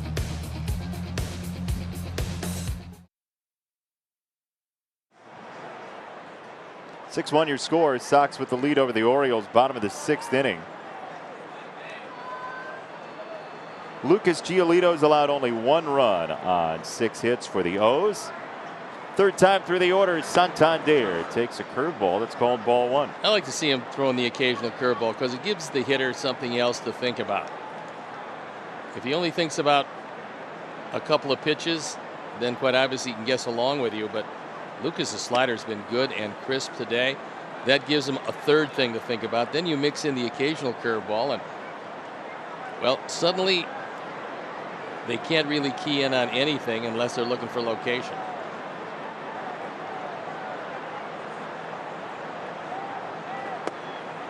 Lucas so far, 17 sliders, 10 swings on the slider, 7 were misses.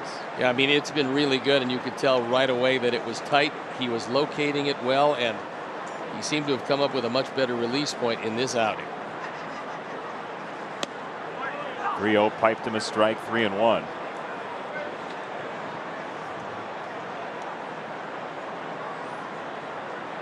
Slot machine pays. 3-3. Strikeouts by pitch. There's ball 4. First walk for Gio in the ball game. Time now for the Xfinity Mobile high-speed action. And it is Lucas Giolito, and the stuff has been very good. High fastballs, well-located fastballs, as well as some great straight changes. He's had some pretty good battles and come out on top. So a really good slider, and that has gone into making up this outing into the 6th inning. Double play would be mighty fine here from Mountcastle, who bounced to third in the first inning. Yeah, he doesn't run particularly well, but he is really strong. You know, I knew when I mentioned the bobblehead I might get a text, and I got a text from my old friend, Mr. Palmer. Oh, really? I resisted the temptation to say that he had his bobblehead every third day. But what he said was they had a bobblehead with him and Earl Weaver in it together. Really? Yeah. He said, in fact, but in the bobblehead, they made Earl taller than Jim. Oh. To which Earl just absolutely loved it. He thought that was the best thing ever happened because Earl was like, 5'3", 5'4", whatever the case may be. And a few folks called him Rooney on occasion, but Jim, of course, is a taller man, much taller than Earl. And there is one of the great managers of all time. Earl Weaver he was a wonderful manager. He was really ahead of the game. Did he always have his hands in his pockets? Pretty much, yeah. Thought that was a Jim Boeheim statue for a second. Did it say not to scale on the bobblehead? No.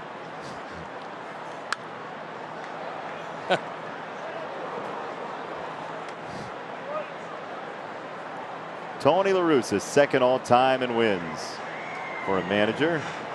Tony's got his hands in his pockets, I think, right there. It's a manager thing. It is.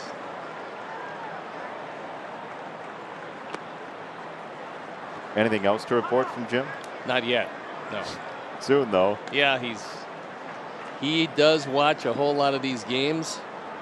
Still realizing he gets frustrated. I mean, just as we were during the rebuild, we were very frustrated with things that went on. You're not playing good baseball, and then you have a letdown from your starter or your bullpen, whatever the case may be. Then you don't hit for like 12 games in a row. But that's a rebuild. That's what happens. Look, at least we had 3 Garcias in the same outfield. That was one of the high points. Yeah, the triple Garcia defense. Then Willie got hurt and things just started to dissolve. Yeah, then you only have 67% Garcias, and it's not as fun. And the remaining Garcia, the longest tenured White Sox player, Leury Garcia, who's had just an enchanted month and a half. 3-2 to Mountcastle, and he hits this ball into left.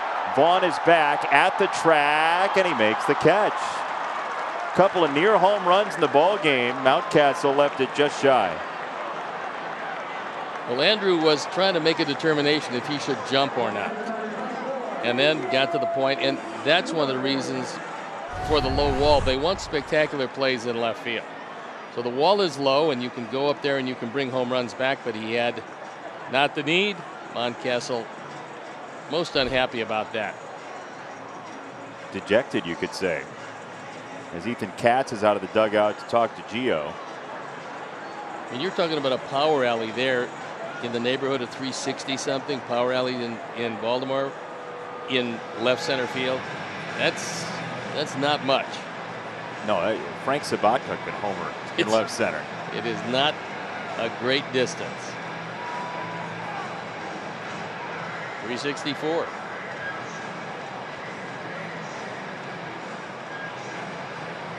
Yeah, that is not way down in the hole in left center. That's pretty close to the plate, actually.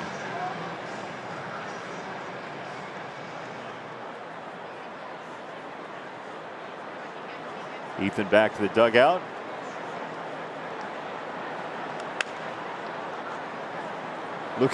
Lucas was going to go field that ball on his own from the mound. Not a bad play. You never know who's going to get over there. And Ryan Burr continues to throw in the bullpen.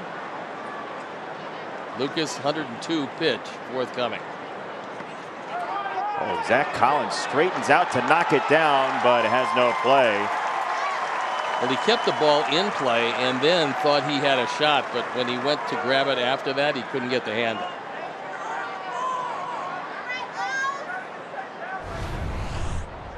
This is actually a pretty good job. This is a curveball that just bounces straight in front of the plate, leaving Zach very little to do with it. I mean, he did a nice job of blocking it initially, and then he couldn't get the handle on it. So this is just a hard play to make when a ball bounces that far in front of the plate. And there's another one. Santander to third.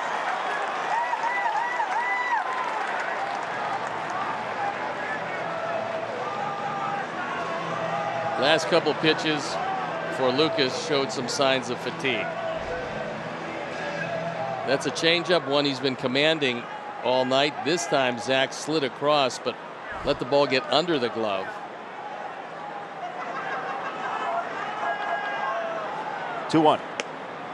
Fastball in, 3-1. Command had not been an issue all day long. No, that's why I say this is the first inning where he's just showing signs of fatigue.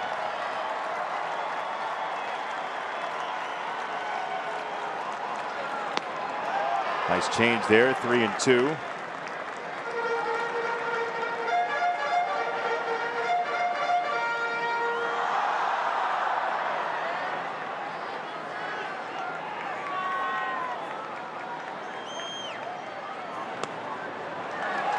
Ball 4.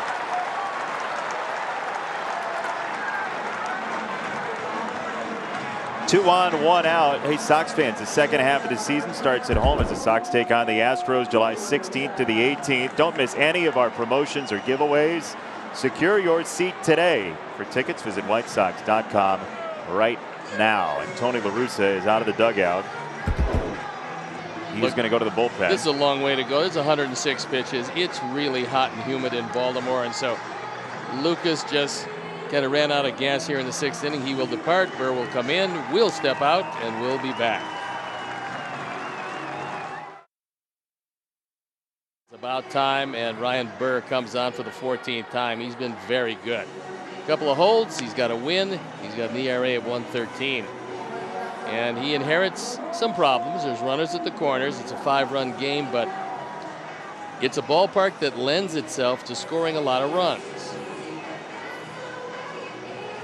Nothing that a ground ball double play would not cure.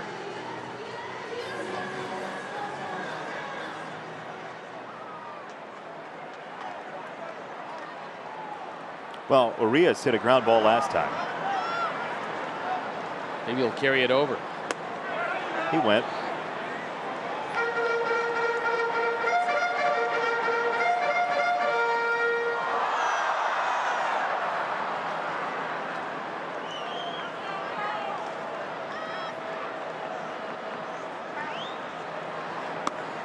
One ball, one strike. Ryan Burr in the Sox pen has been very good in the last couple of wins.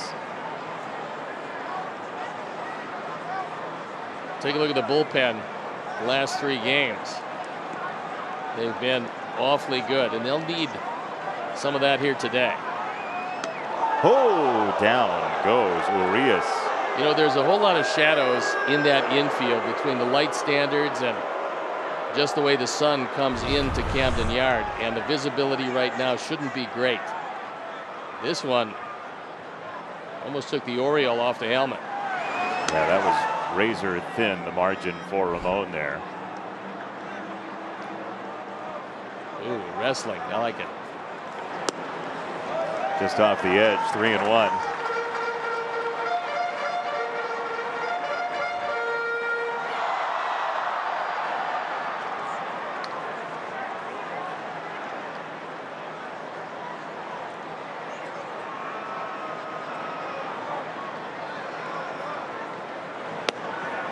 Checked his swing on a cutter, 3-2. He had no idea what was headed toward him there. No, that was a very good one. Kind of locked him up, buckled his knees, and he just took it for a strike. In terms of bullpens this year, the Sox bullpen is 5th in strikeouts per 9. A strikeout here would be mighty nice for Burr on 3-2. And it's in the air to right field, down the line. Goodwin in foul territory, has no play. That is a foul ball.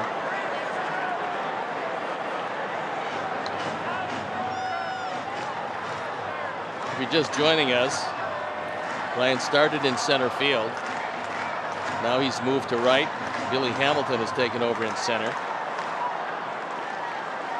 There's a lot of room in center field at Camden Yards. Well, with the 410 to straightaway center field, and a lot of room in right center. A lot more room in right center than left center.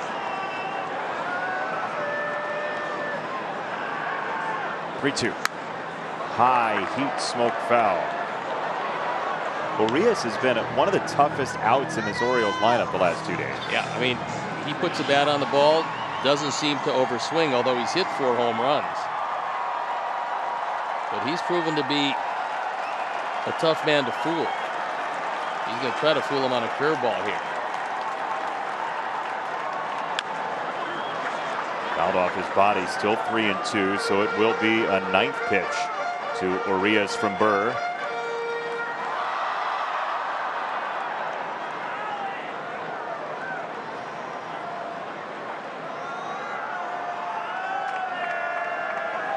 Sox are off to their best start since 2006. 17 games over 500. 3-2. Fastball and a foul again.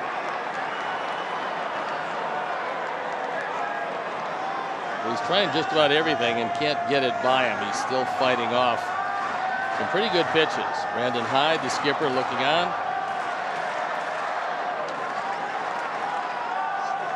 This is his 3rd year now with the Orioles. Lucas hoping for a strikeout. Another foul.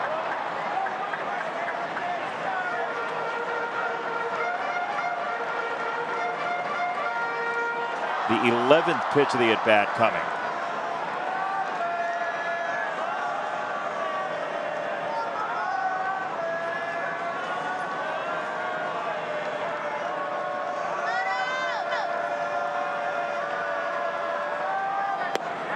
struck him out with a cutter. He handcuffed him on the outer third, and there are 2 down for Ryan Burr. Well, that was a tremendous battle that Ryan was able to win.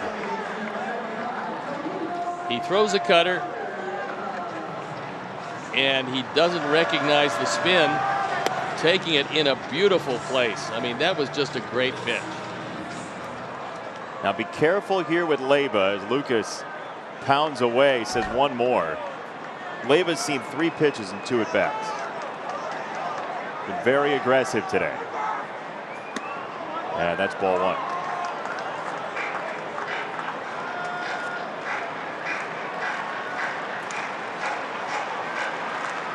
He does have the lone run batted in for the Orioles.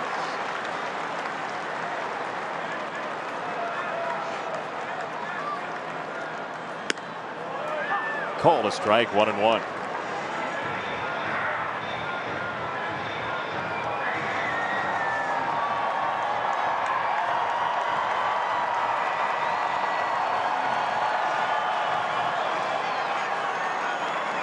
Santander at third off a walk. Stewart same over at first.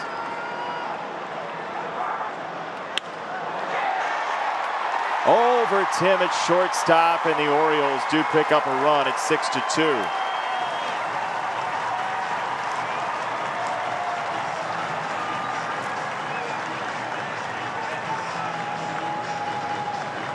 Leyba came in with 1 run batted in. He's got 2 here this afternoon. He just goes down and gets his fastball, doesn't hit it hard, but hits it in a perfect spot just over Tim's head. And Ryan most unhappy with himself. Leyba came over from Arizona with the injuries on the infield for Baltimore. Now here is Gutierrez, who struck out twice against Giolito. Nice pitch.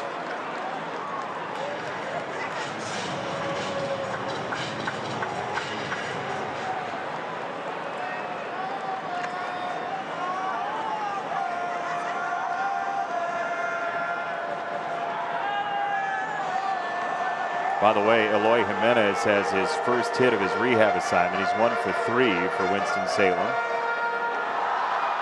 There's a single. Bunt. Go away. You could see my reaction when you said that. 1 ball, 1 strike to Gutierrez. So no, huh? You're swinging away?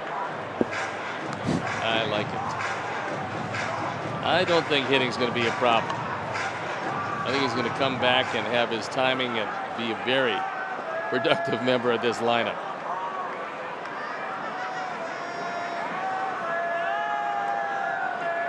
Lucas Giolito very focused on that last base runner that's his at second base. Stewart.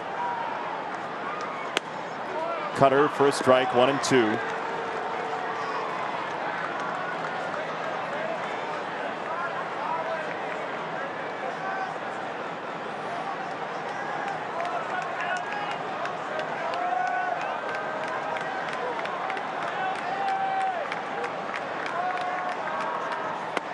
Check swing, he went. Strike 3, and that will do it for the O's in the 6th inning. So Burr allows a run, but that's it, and it's 6-2 for the Sox and Gio. The 7th inning, and we invite you to download the MLB AR app. Brought to you by T-Mobile. This new augmented reality app provides unprecedented 3D views and ball tracking for the T-Mobile Home Run Derby. Download now at MLB.com/AR.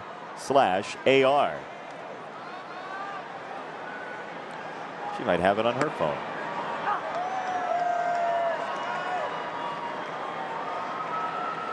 Seventh inning brought to you by the Illinois Department of Transportation.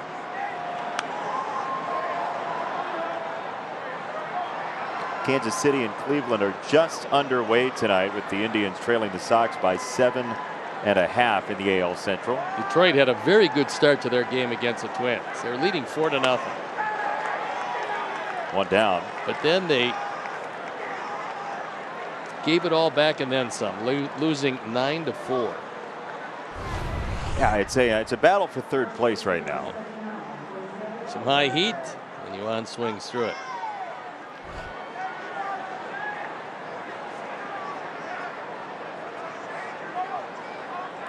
Keegan Aiken has been a ray of sunshine for Baltimore today. He had a rough fifth, but a double play got him out of more trouble. Gave up a couple of runs on 3 hits. But outside of that, was able to keep his team in the game where they still are. It's a 4-run game in that ballpark, and anything can happen. Gordon Beckham has described to me by text the Eloy Jimenez single we were talking about as an enchanting seeing eye ground ball single through the 6-hole. See, it evens out for that first at bat. Told you everything evens out. Oh yeah, and I still don't believe you. Enchanting. Enchanting is good. Like this ballpark and its beautiful views. I think a lot of people there today.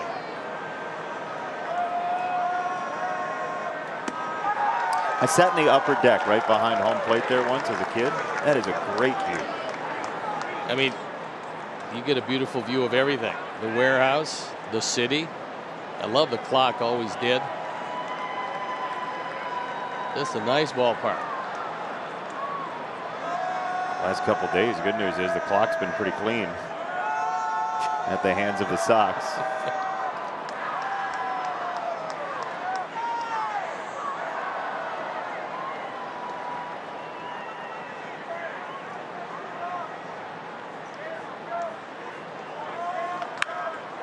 Abreu left side. This should be extra bases. All the way to the wall it goes, and Jose skating for second with a 1-out double. His 6th multi-hit game in his last 9.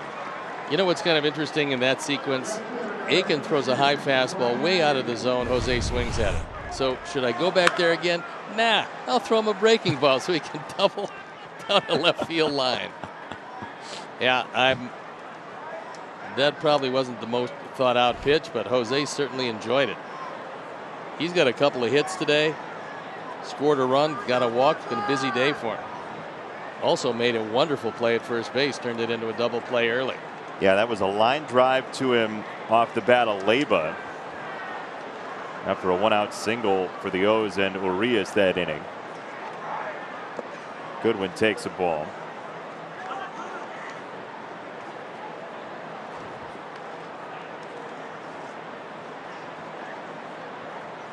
I think Brian would be kind enough to hit a foul ball so that we could get this promo in. I actually don't think so. I think he's going to get himself a hit right here. Well, that'd be nice. Yeah, then we can do the promo anyway. Good pitch. Brian Goodwin now 8 driven in his last 9 games.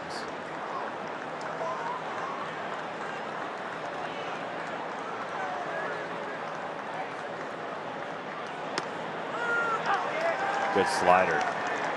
Lefty, lefty. You're not going to do anything with that. Bullpen up and going.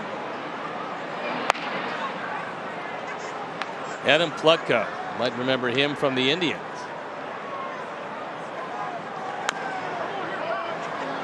Time now for the momentum changer presented by Midwest Bank. Thanks, Brian. It is Brian. You're welcome, Steve. Boy, he's got that high voice. You can always recognize him.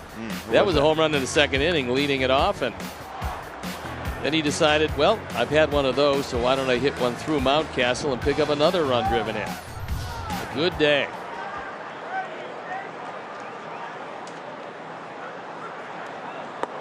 That one goes to the brick wall, and no throw coming to third. Abreu read it well. Wins is a very good catcher. This was not a very good play.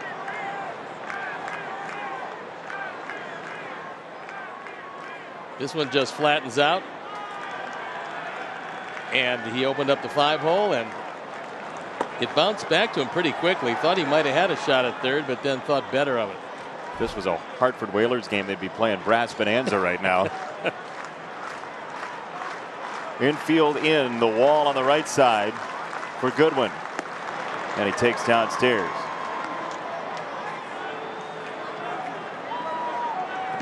Hitters love when they bring the infield in at all 4 positions. A little looper, little chopper, anything. Get home the run.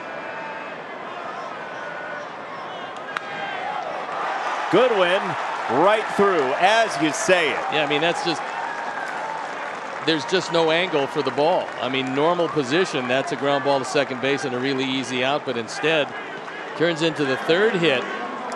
Hey, Jose's reacting to the MVP chant. He was pumping his fist along with the crowd as they were chanting MVP as he walked into the dugout. Time now for the T-Mobile coverage cam. So we covered it. There's the cam. 3rd driven in. Jose had moved up, scores easily. It's now a 5-run lead. And Wins is out there, and Jose is explaining it to Tim.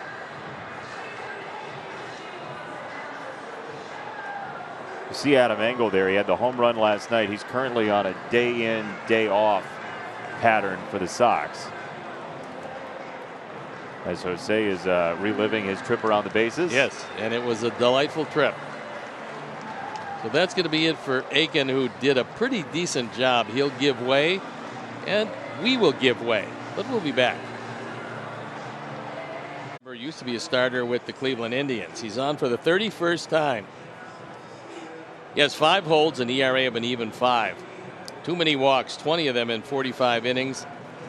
Normally that's going to get you a high ERA. And left-handers have really hurt him. They're hitting .322 against him. But he will face Andrew Vaughn to start it. He never walked that many in Cleveland. I mean, he was really good control. Yeah, 109 innings 2 years ago. He walked 26. Yeah, I thought he was going to be the same type of pitcher as Savali. And Savali, before he went down this year, I think he was like 10-2, something like that. Andrew Vaughn, first pitch, ball 1. Sox trying to add on, up 7-2 against Baltimore. Sox have outscored the Orioles this year 37-10. That'll get you a couple of wins. Get you all the wins.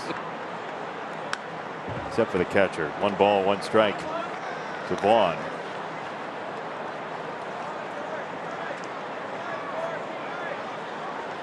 Big day for Goodwin. He's just a double and a triple shy of a cycle. Okay. 2-1.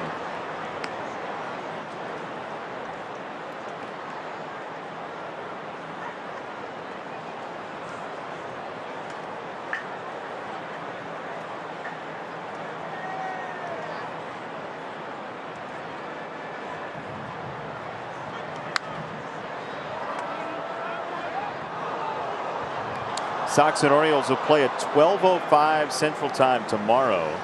Dylan Cease against Spencer Watkins for Baltimore.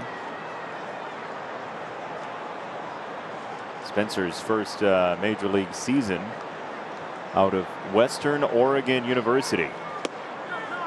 It's outside. This will be his 2nd major league start, his 3rd major league appearance of his career tomorrow against the Sox. And Dylan Cease looking to finish it up in style before the All-Star break.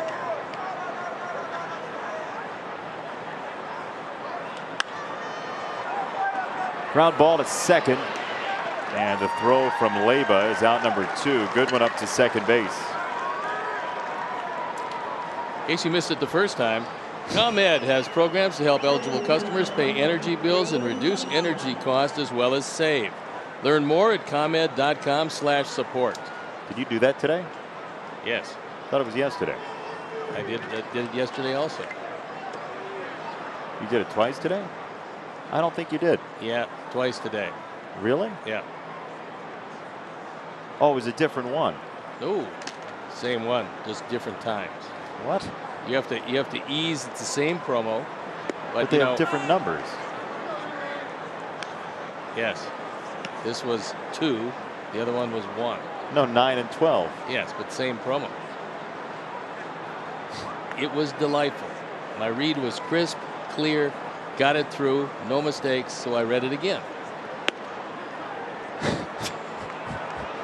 That's the requirement for reading it a second time? I think so, yeah. If I really do it badly, then I never see it again. So That's why we never read things twice. It's like when your dad asks you to cut the grass in the summertime, you don't really want to do it, so you take the lawnmower and you just skin it down to the dirt, and then he looks out and knows he's going to put in a new lawn. He's not going to have you do the lawn again. So that is the same philosophy. There are parents in the middle of what you just said, whisking their kids out of the room so they don't hear that terrible advice. No, go grab me a bag of chips and a tab. Ooh, I like a tab. 2-1 for Garcia. Down. 3 balls and a strike. A whole wheelbarrow full of 3-ball counts today for the Sox. They've been very patient. In fact, actually, probably the last week and a half or so, they've been a very patient team. They've drawn many more walks than they used to draw.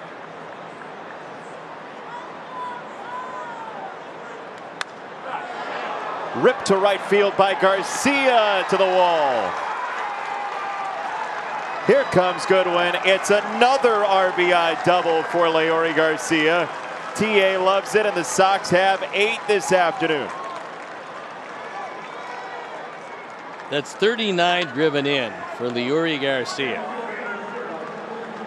I mean, for a guy who was mostly a swingman during the course of his career, that's a lot of production. He just reaches down, one hops the wall. Boy, this has been a really strong offense, and Leury has been one of the guys that is jumping up and going getting him. He's hitting, I think, around 260 these days. The Sox fans in attendance were chanting Billy as Billy Hamilton walked up, and in fact last night Billy was the only guy left on the bench. They were chanting Billy for him last night to try and get him in the game. And here he is.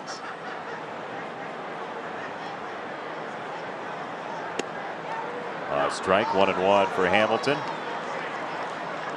Yohan Moncada and Leury Garcia are tied for second on this team in runs batted in. They both have 39. They both have had 2 today, and they both lead Jose Abreu, who has 66 of them.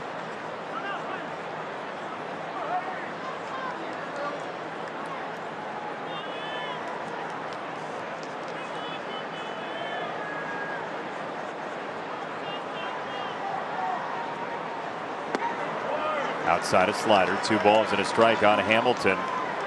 I love that the Sox fans' love for Billy Hamilton has traveled all the way to the eastern seaboard. Oh, Frank, look out. Oh, the $1 million dream for Frank Menachino. I just hope this is an adjustment and he's not trying to put him out of his misery. Somebody get Earl Hebner over there to try and count him out.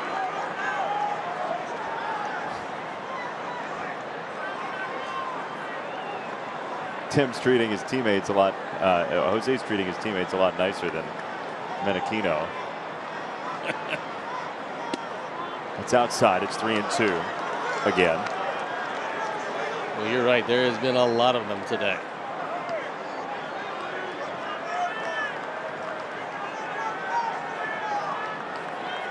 A little disconcerting to have the Giant behind you. You can have a lot of fun in this game when your team is scoring a lot of runs and playing well.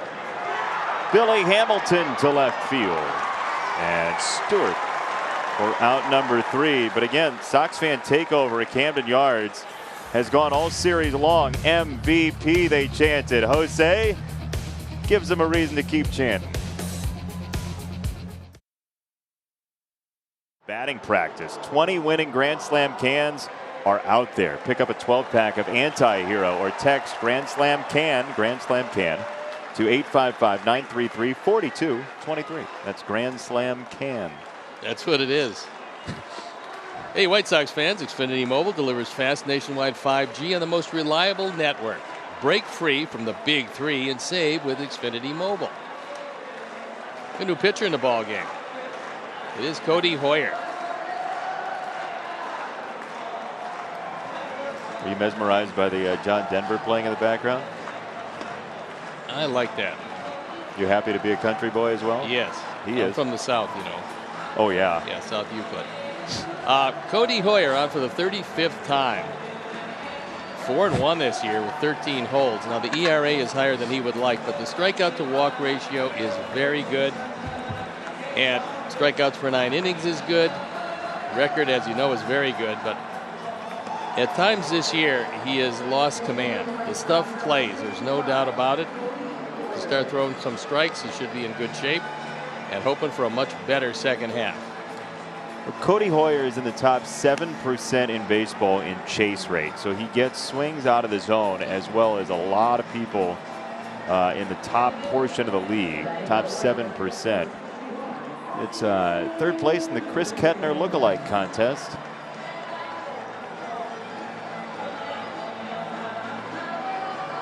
It's unusual to make your own hat out of your shirt, but he was able to do it. Look, at 8-2 in the 7th inning, it's arts and crafts time. Didn't have the full shirt for long, though. That was a quick jolt of creativity. Quick turnaround. Get his rest. Austin wins against Cody Hoyer after 2 outs for Ryan Burr in the 6th. And Hoyer slings in a strike.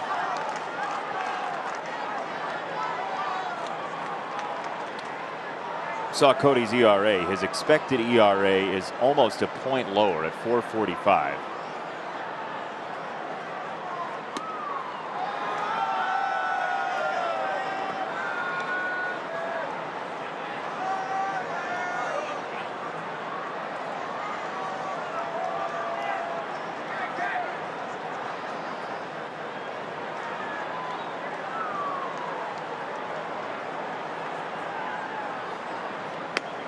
That's a strike on a high slider. 1-2. Oh boy. There they are. Yeah, everybody is becoming designers. Is that a bandana up top or a hat box that's been hollowed out? Like in the old talkies.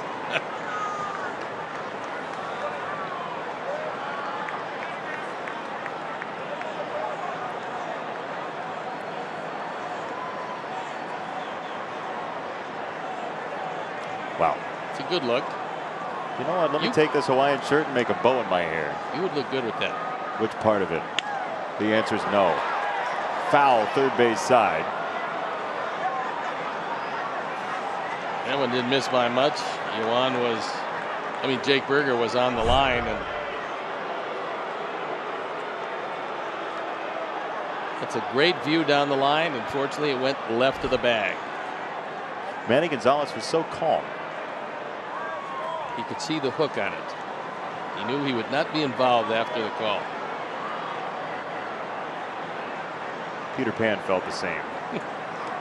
2-2 is outside, a sinker. 3-2 on wins. I drove 12 hours to see Tim Anderson. And the O's. And the O's. And then other things that I probably shouldn't read because I don't know what they mean. Yes. It's a way to stay employed. Always touch and go before the All-Star break. You never know.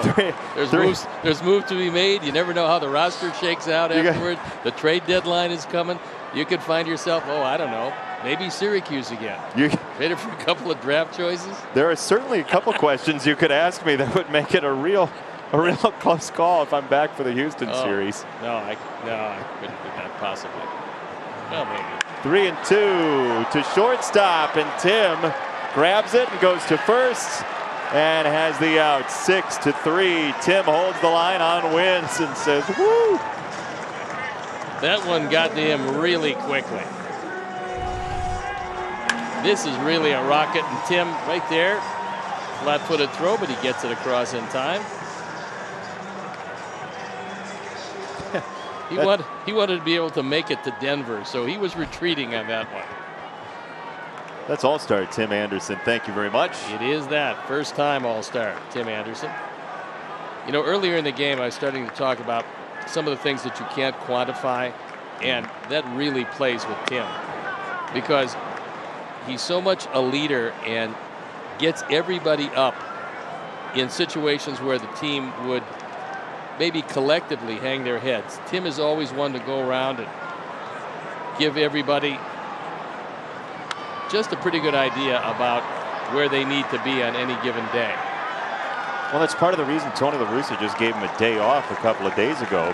He said Tim comes to the ballpark and has one gear. He has one mode. He has one energy. And some days you just have to take him out of the lineup to give him a throttle down moment. And I think it was a good idea because since that day he had off, he's come back and hit everything in sight. So it certainly worked well.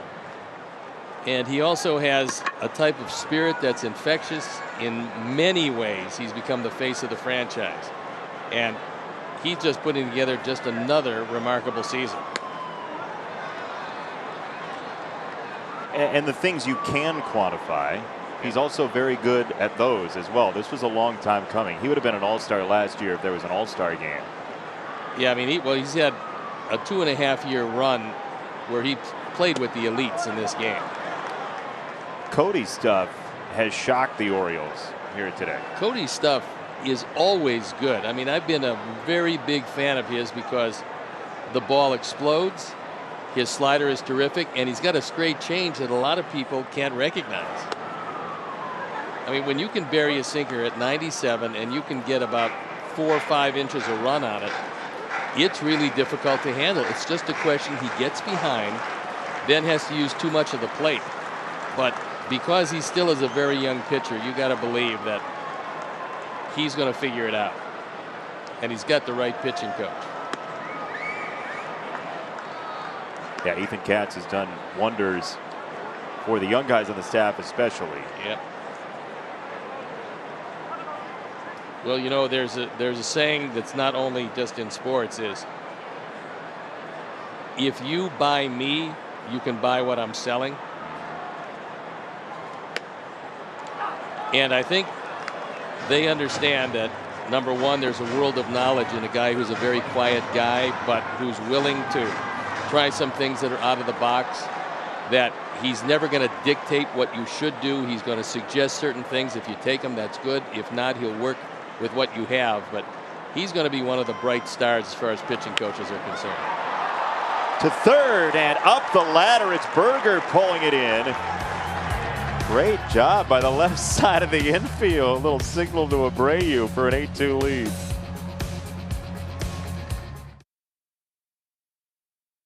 One of those mouth guards in, which is really good, but he has a hairstyle that I think would look unbelievably well on Jason.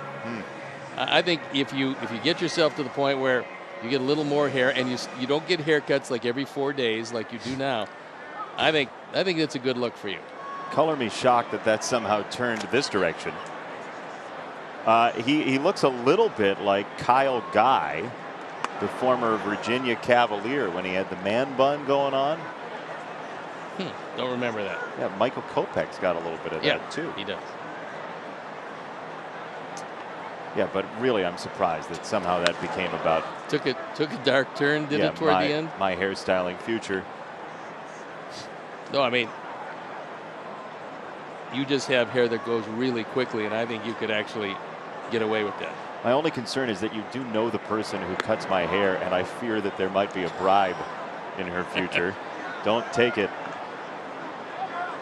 3-0 for Jake Berger, who's been really strong defensively today. Yeah, I mean, since coming up, he's made all the plays at third base, and he's hit the ball awfully hard. He takes a 4-pitch walk as called by Malinsky.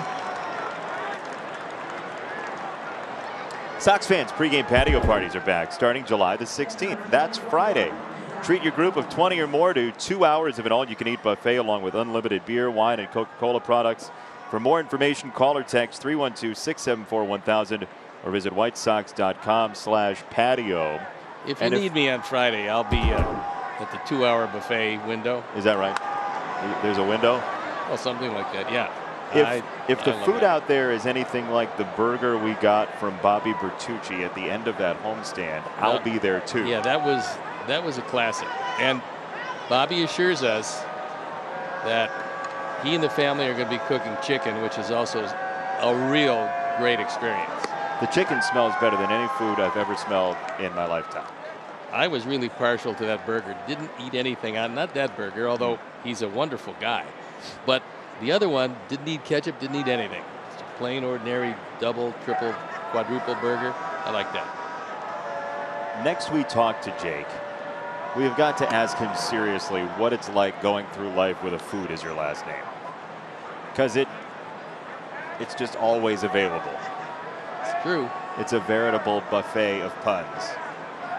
But I think he would tell you right now that he's having the time of his life because he is realizing his dream and excelling at it. Well, it's a wonderful story of perseverance for Jake Berger. Yeah, I mean, he told us in Detroit he thought about quitting. Well, it's one thing to come back from one Achilles tendon surgery because that's a difficult thing. But you battle your way back only to find yourself with another one.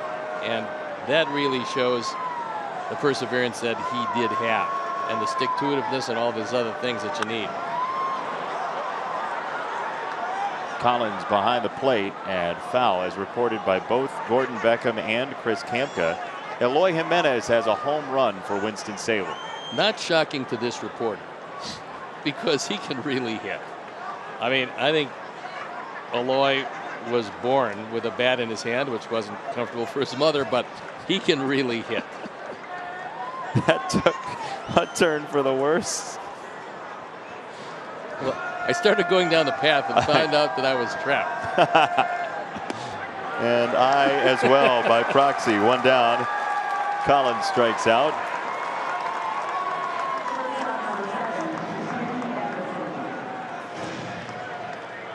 There's a hook. Catches the outside part of the plate. Was that just Steve Stone reporting? That was me reporting. No, you know, you get 20 days from the time you start your rehab. You get 20 days, and then you have to make a move. And I think obviously running the bases for a while, getting his legs strong again. But as far as swinging the bat, he's going to be ready before the 20 days are up. Except they want to give him a lot of time, so when he does come back here, there's going to be no problems whatsoever. Yeah, we want him to be healthy for the rest of the year. Tim Wax hit foul, 0-2 for TA. But just having that name in the lineup and available, and whether he plays the outfield or DH or both, it adds so much depth to the lineup with the idea that Luis Robert would be back as well at some point later on this year. And Grandal, even though he did have that surgical procedure done, we're still waiting for a timeline on him. Yeah, hopefully he will be back, certainly. And Luis just shores up the defense as well as, I mean, he was hitting over 300 when he left. It looked to me like he was just starting to feel the power. It was going to come to him, and unfortunately he had his development shortened up. But you get both of those guys back and then start to evaluate this lineup. And all of a sudden, putting yourself in the mind of an opposing pitcher, thinking about who you had to face. I mean, you get Tim hitting over 300, Jose Abreu driving in a lot of runs, and then take your pick. I mean, there's an embarrassment of riches in this lineup. Well, this is why we all get caught in it and the day-to-day, and it can be frustrating sometimes. And you wonder why this move or that move, or why this person or that person, or who's batting where, and all this stuff. And that's absolutely true. That's why we love baseball, because everybody gets to have an opinion. But then you step back and you see the forest for the trees here, and the Sox with all these injuries are 17 over 500. That's just absolute bottom line. This is a first-place team by a wide margin with everything that's happened to them. Yeah, it's really been amazing when you make your calls to the minor leagues. You don't know how it's going to work out for them. Mullins, a low grab for out number 3, and that does it for the Sox in this 8th inning. 8-2 with 6 outs to get. In High A in Winston-Salem, and this is a lovely sight, isn't it? Well, I think what's starting to happen, if it hasn't happened yet, it will probably tonight. There's going to be a petition circulated by the pitchers in A-ball saying, you know what, he's pretty good. Why don't you just move him up a step and get him out of here? Because This goes on my record. I'm trying to get to the major leagues, and I got to face this guy. Not an enviable task. I've often thought, watching a lot of rehab assignments in my time in the minors, I've often thought that plays like that should just not count against the pitcher's ERA, because they're not ready for that. There's a reason it's the minor leagues. Then somebody like that shows up, and you're like, what am I supposed to do? He comes back. No, and Jose Ruiz comes into this on for the 32nd time. He's actually had a very nice first half. ERA at 2.91, 34 strikeouts in 34 innings. That's good. 10 walks is also very good. He's mixing in a lot of curveballs that he's throwing for strikes. So all things considered, he's done a nice job.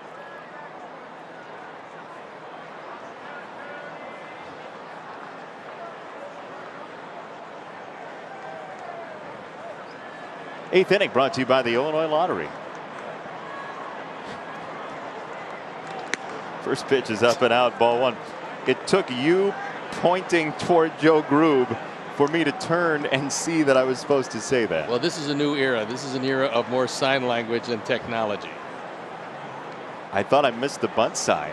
Oh, well, if you did that, we would fine you. I always miss the bunt sign.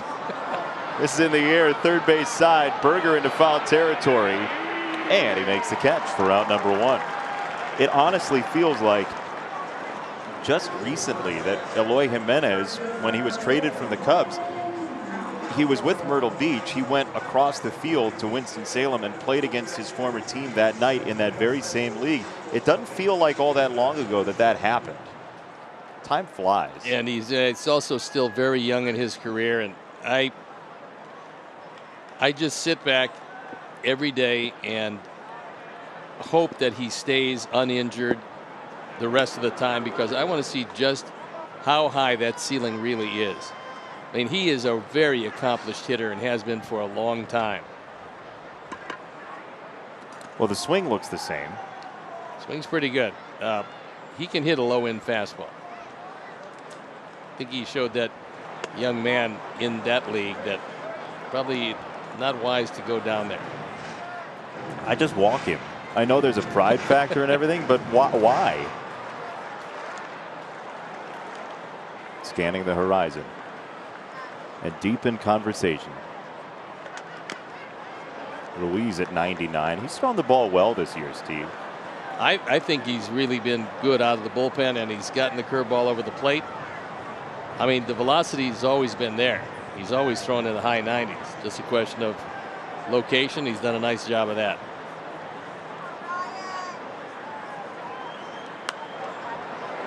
Mountcastle, doesn't it sound like a county in England? Where are you from? Mountcastle, the Northwest.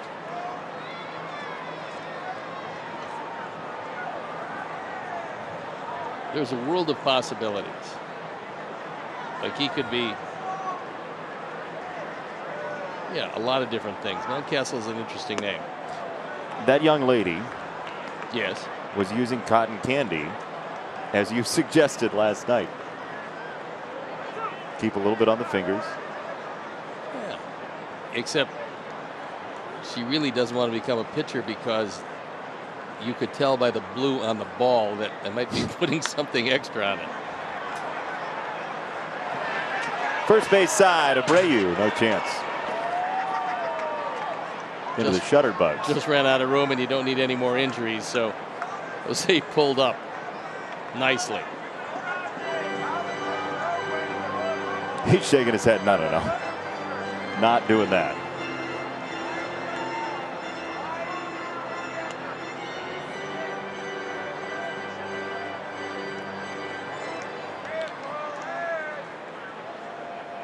I love the brick at Camden Yards.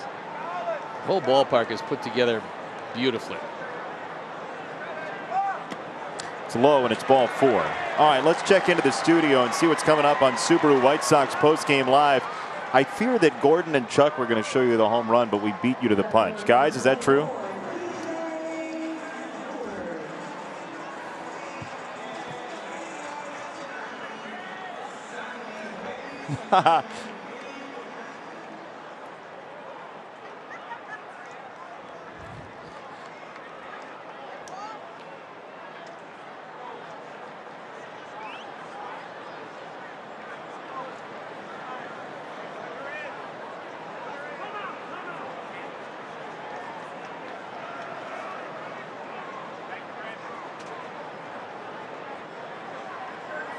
I do not tolerate standard definition Chucker Gordon. It's got to be HD. Got to be. Nice. 1 ball, no strikes on DJ Stewart, who hasn't put a ball in play as yet. But, I mean, that is just a grand look. The beard and the Hawaiian shirt at the same time. That's our next candidate for snap-on beards. Yeah. You want to do the commercial, sir?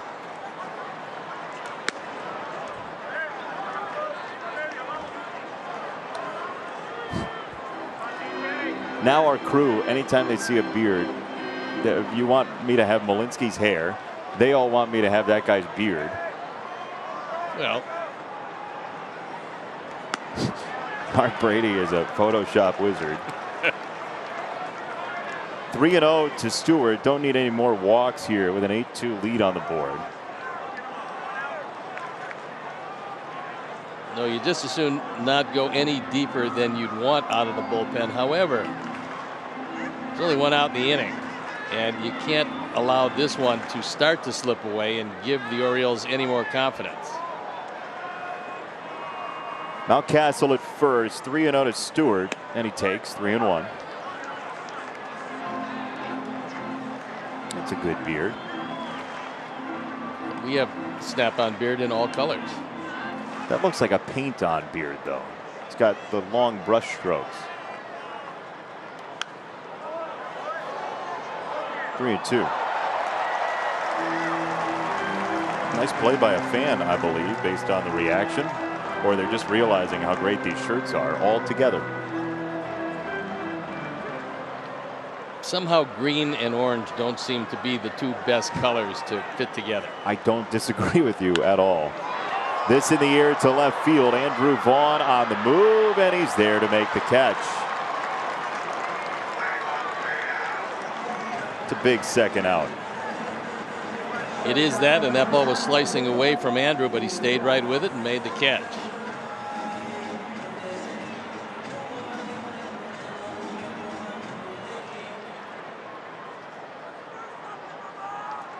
Urias came up last time and saw nearly a dozen pitches. Brian Burr eventually froze him on a 3-2 cutter in a big spot. Yeah, in I this mean, game. that at the time, that was a pretty big pitch.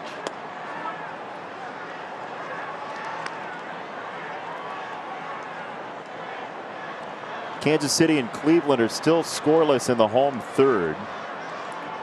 Cleveland's got a runner at third with 2 out against Mike Minor, and now they've just ended that 3rd inning, so they'll go to the 4th as this is into center field, and the 4th hit in 2 games for Urias.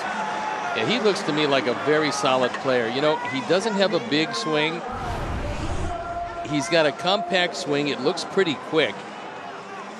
I mean, he's able to get out in front of a 98, 99 mile an hour fastball, take it right back up the middle. He didn't try to pull it. He did exactly what he should have done, which is take it back to center field. So it's a very good start to his Oriole career.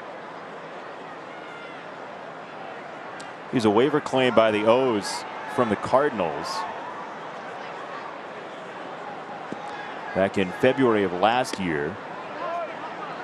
Zach thought he was holding strike 1. Instead, it's ball 1 to Leyba, who's driven in both runs today for the O's. I thought that was a pretty good pitch, and Zach is talking it over with Mike Malinsky. Beck's still talking it over.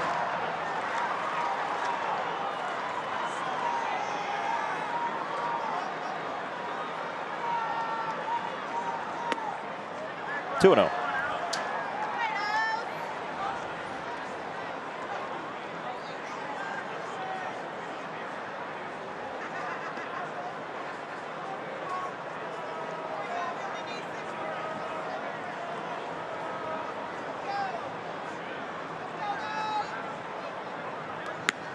Just body-wise, Leyba's got a little Tony Womack in him. You buy that? I think he's a bit heavier than Tony Womack. Tony Womack was a good player. Yeah, he was. Ask the Diamondbacks. When they won it all.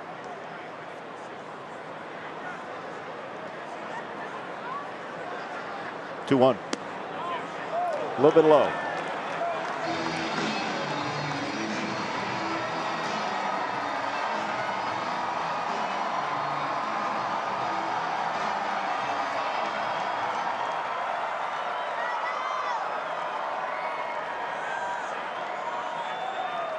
Leyba sizing up Ruiz. 3-1 is upstairs. 2 walks in the inning. The bases are loaded for Gutierrez. Ethan Katz coming out to have a word. And maybe to get somebody up in the pen, something they don't want to do, but might be forced to. So far, nobody up in the pen.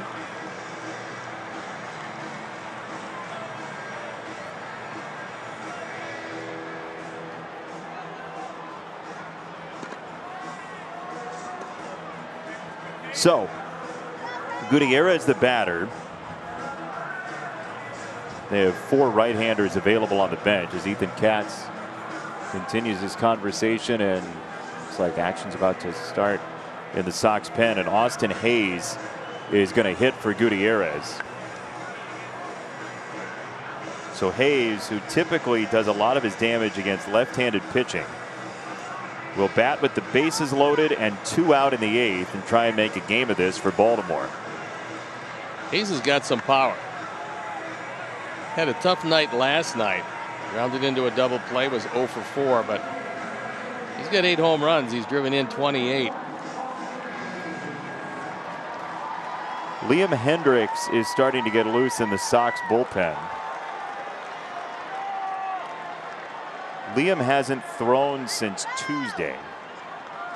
Yeah, he could probably use an inning.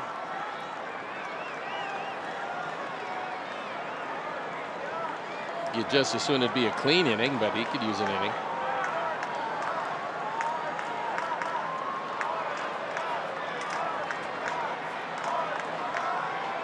Ruiz to Hayes. Curveball, 1-0.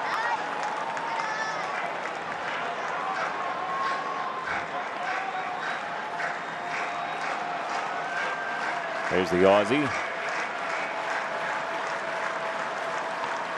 Kurt Hassler's in great shape, by the way. He's really trimmed down. He's a big man.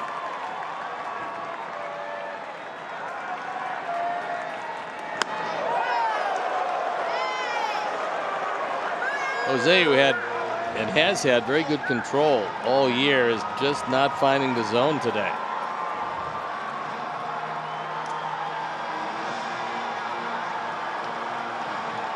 Tony not concerned yet, but not ecstatic about the problems here in the 8th. 2-0 popped up. It's 2-1 to Austin Hayes.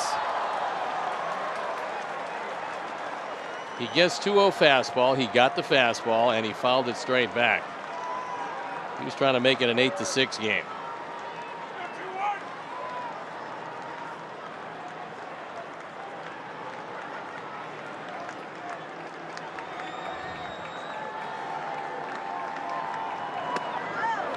Three and 1 to Hayes, who just celebrated his 26th birthday 5 days ago.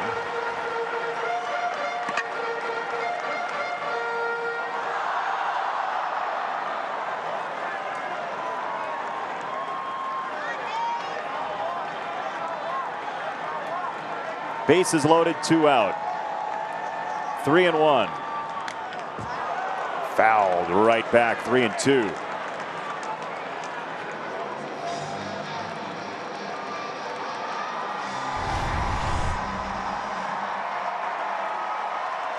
Hittable at 99. It's upstairs just on top of the hitting zone.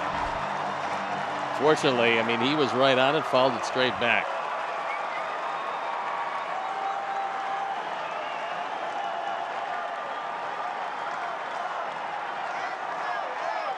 Full count. Fastball piped it and he fouled it away. At the moment, Kansas City's taking a 2-0 lead on Cleveland. Salvador Perez, who will be in the home run derby, has gone long. He's had a great first half.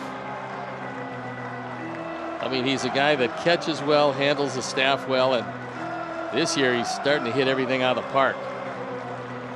And for a guy that swings at everything, which he does, I mean, his offensive numbers are even more remarkable.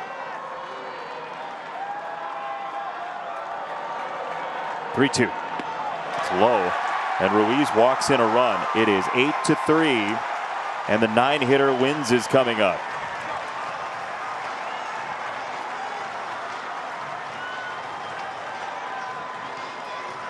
So McKenna's going to pinch hit for wins as they empty out the bench.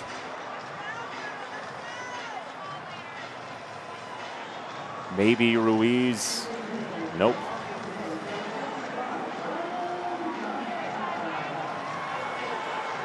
Tony's going to walk out very slowly because he wants to give Liam Hendricks about 5 more pitches.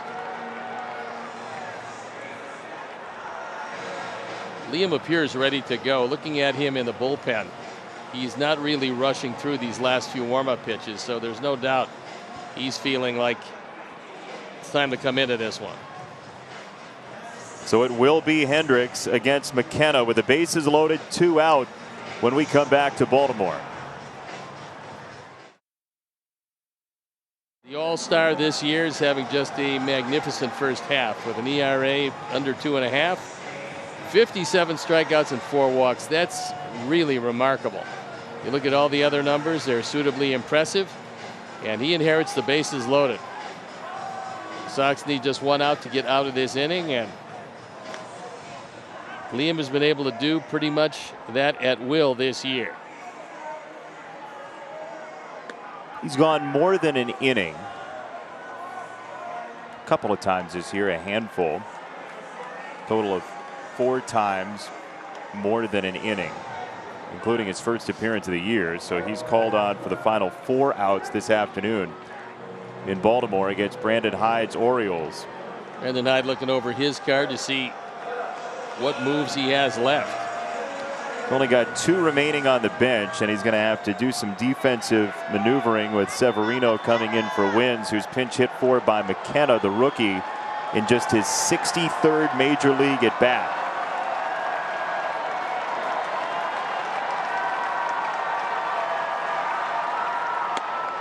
Strike 1.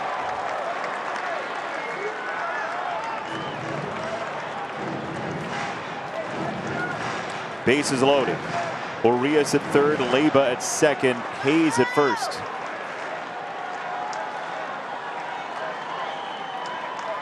The glare of Liam Hendricks.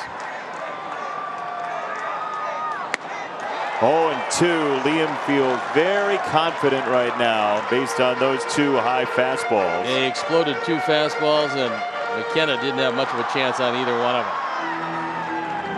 You would think another would be forthcoming, huh?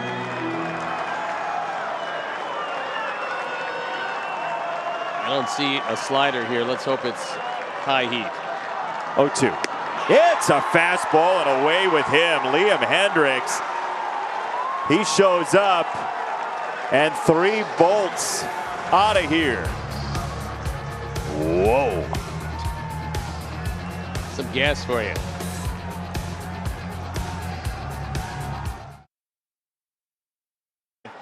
And surged past McKenna, the pinch hitter, on 3 pitches in the bottom of the 8th. Well, there is a certain sense of security when you know your reliever is going to come in and not walk anybody, and Liam has been that way all year long. I mean, for better or worse, he's not going to beat himself. You can beat him, but he's going to be throwing strikes while you're doing it. And you probably aren't going to beat him a whole lot. Not often, not at 99 upstairs.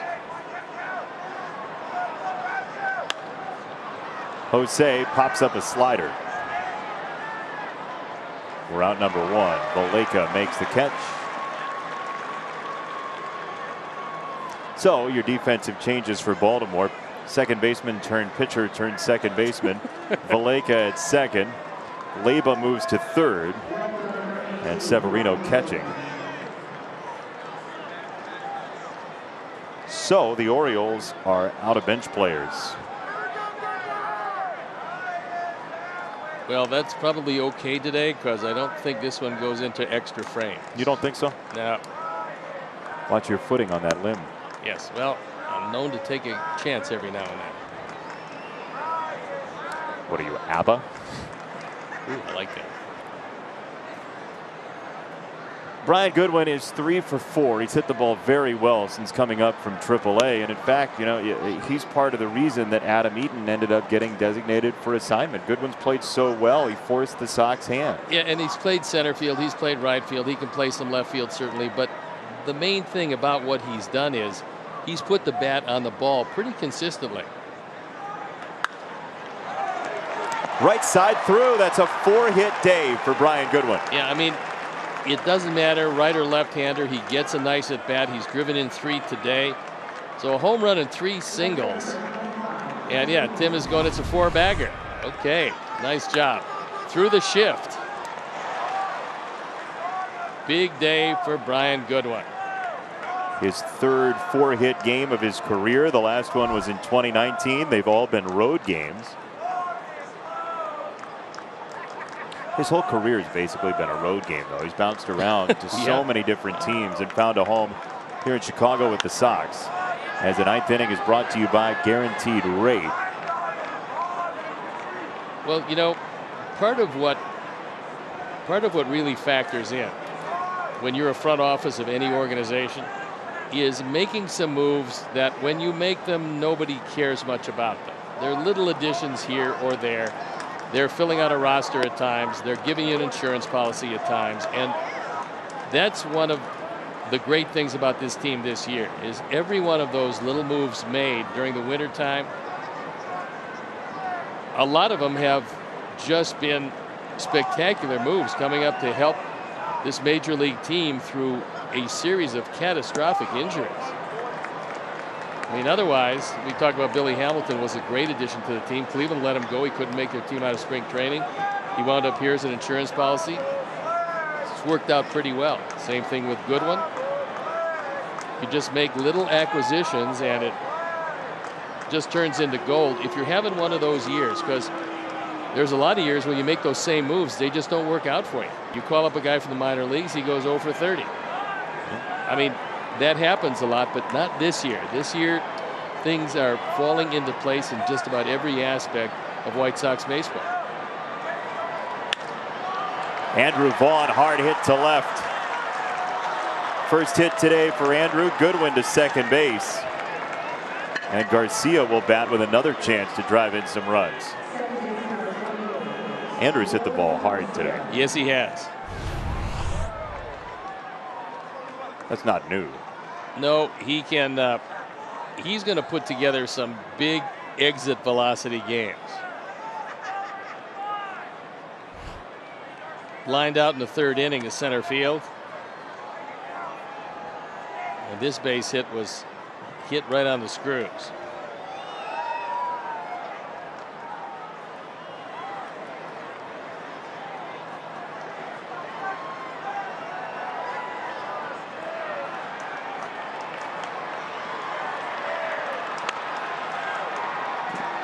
Well, Yuri's really letting her eat on some of these swings. He's swinging out of his shoes right now. Yeah, well, he's feeling really good. And when you're going through what he's going through, the ball looks like a beach ball. So doesn't matter what they're throwing you, but it all looks really good. I mean, he's up to 263. We told you that he was tied for second on the league in runs batted in, second on the team with Yoan Moncada. And for him, that's astonishing because he's not a guy you think about playing every day. Severino just smashed that curveball. Yeah, that had just a slight chance of being called and no chance of being called when it was received.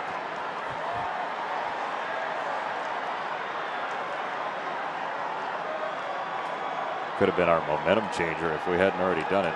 Ooh, big momentum changer. We're going to do that 3 or 4 times. Oh, that hurt. Oh, you know, no need for any of this hopping around, anybody fouling a ball. We haven't had an injury all series, so let's keep it that way. That would be nice.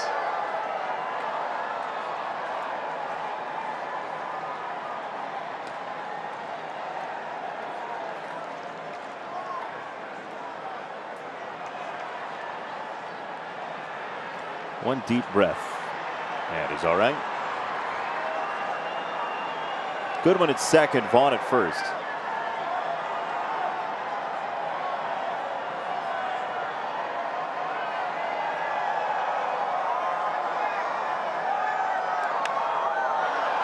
On a curveball in the air right field. Santander at the track. He's having a fade, and he does make the catch. Goodwin tags from second going into third. Leary just missed hitting one out of the ballpark.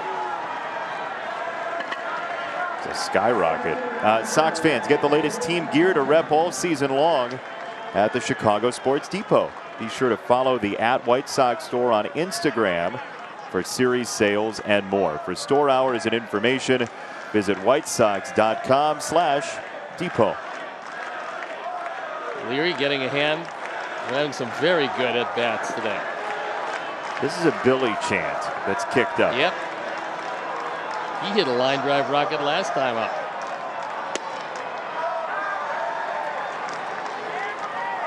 As a right at Stewart and left.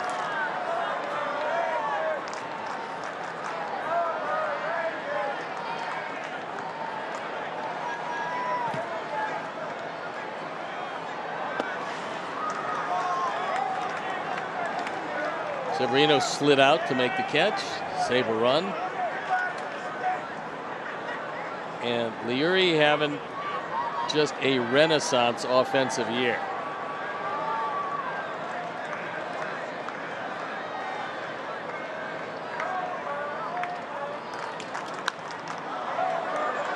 1-2 for Billy Hamilton. The Orioles will have the top of the order, but that's how important that strikeout was from Hendricks, because if you don't get McKenna there, Mullins coming up. Yeah, you roll over to Mullins, who has been quiet today, but he had a leadoff double, and then Lucas Giolito fanned him back-to-back times.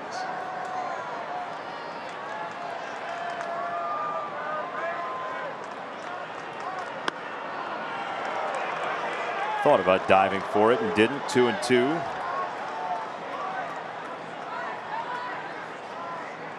Liam hiding behind Dylan Cease. Leori walking in like it's a West Wing episode. 2-2. Outside, 3 balls, 2 strikes.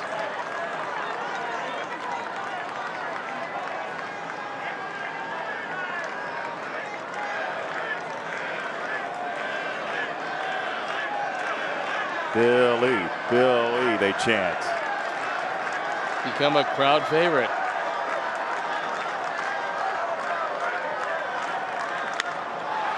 Into left and foul down the line. Somehow he's become a pull hitter. I don't know how that happened, but the bat has gotten a lot quicker. And now that he's not hitting left-handed, he gets good right-handed bats against right-hand pitchers. they're getting booed. They're getting booed big time, and they don't care at all. Billy fouls it away. Let's see how they react to getting booed. Yeah. Guy on the left looks like Nate Jones.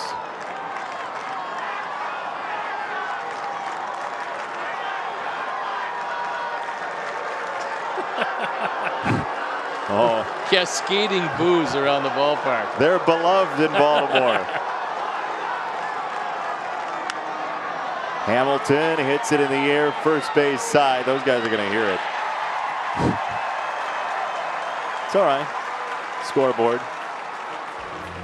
8-3. Grab a drink. It's okay. Sox by 5. Much upcoming as far as the first half is concerned. Yeah. It's Baltimore tomorrow, so that's not difficult. Then you see all that darkness. That's the All-Star break. And then Houston comes to town for a 3-game series. That should be a whole lot of fun. Yeah, we won't have the Saturday game, but we plan to be there as fans. Yeah, well, yes. Yes, you do. We'll be in the 600 level. Exactly there. Yes, eating everything we could find. Bobby Bertucci's burgers, maybe some chicken. It's going to be a great series. We hope to see you all there at the ballpark. 100% capacity. It started recently as there's ball 1 to Cedric Mullins. Big strikeout for Liam Hendricks to end the 8th inning and strand the bases loaded, as the Orioles have left 9 in this ball game.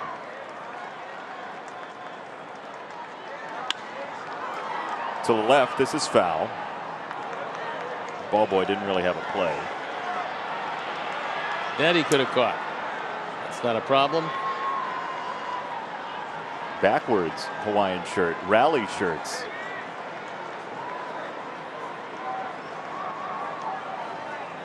Backwards glasses, inside out hats. He's got the whole rally package.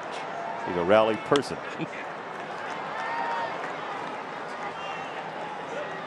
Got to try. Well, yeah, his friends are not big fans of. Well, maybe he stole the hat, I think, actually, is what happened. That's my hat. High slider, 2-2.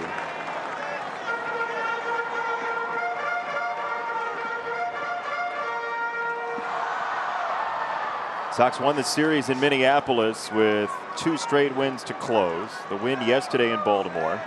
Trying to make it 4 in a row. With Dylan Cease on the mound tomorrow. We hope you can join us here on NBC Sports Chicago for a 12:05 first pitch. Mullins takes ball 3. Liam wanted to get him out on that one. He's shaking his head because he knew if he could get that curveball over the plate, he probably ends the at bat.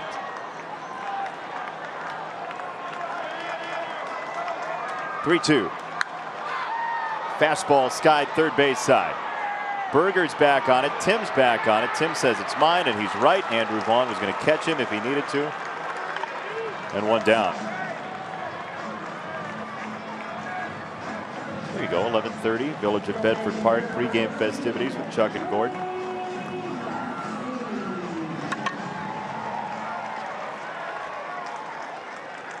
Yeah, the Sox trying to do something for first half of the season that no team in the division has been able to do, and that is finish above 500 on the road. It doesn't sound like much, but that's the recipe to getting to the postseason. Well, look, the Sox have been great. That is a foul tip and a strike. You could hear that. And you play 500 or better on the road, and then you just take advantage of your home field, and you're going to the playoffs. That's kind of what happens. Well, the Sox have, I was going to say, have played great baseball against teams that are under 500. And you have 2 choices when you play teams that are under 500. You can beat them and hear about how you had a soft schedule, or you can lose to them and be a bad team. And you'd prefer to win. And the Sox have, to the tune of 30-14. Strike 3, a meteor upstairs. 2 down. Liam's on a mission today. Well, I think he wants to get this one over with, maybe get to some crab cakes at Moe's in Baltimore, but he's not doing a great deal of finessing or messing around. Pretty much going, you know what, my fastball feels real good today, and I think I can throw it by you.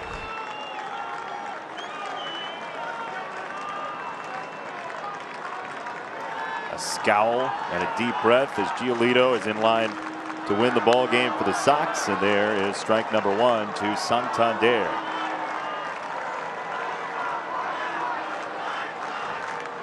Lucas had 9 strikeouts in 5 1/3 innings today. He had just 2 walks, gave up a couple of runs on 6 hits, but he made some strides. That slider was very good today, and he also made some very good pitches with the straight change. And I think all in all, some of the things he was looking for in order to cap off this first half and give him some momentum going into the second half, he was able to discover today.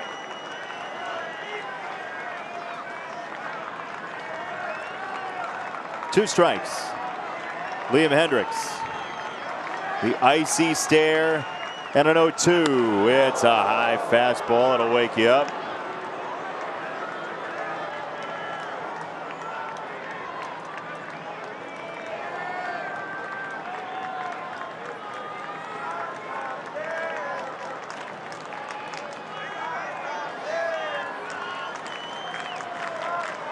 One and two. Does Liam have the final strike in his hand? No. Got to 100. Got a little bit extra and some high heat. Could not throw it by him, however, on that one.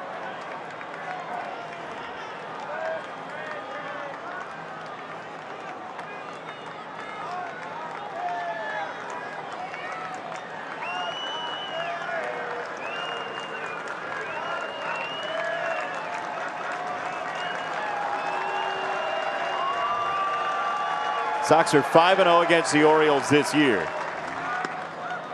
As Hendricks misses upstairs, 2-2.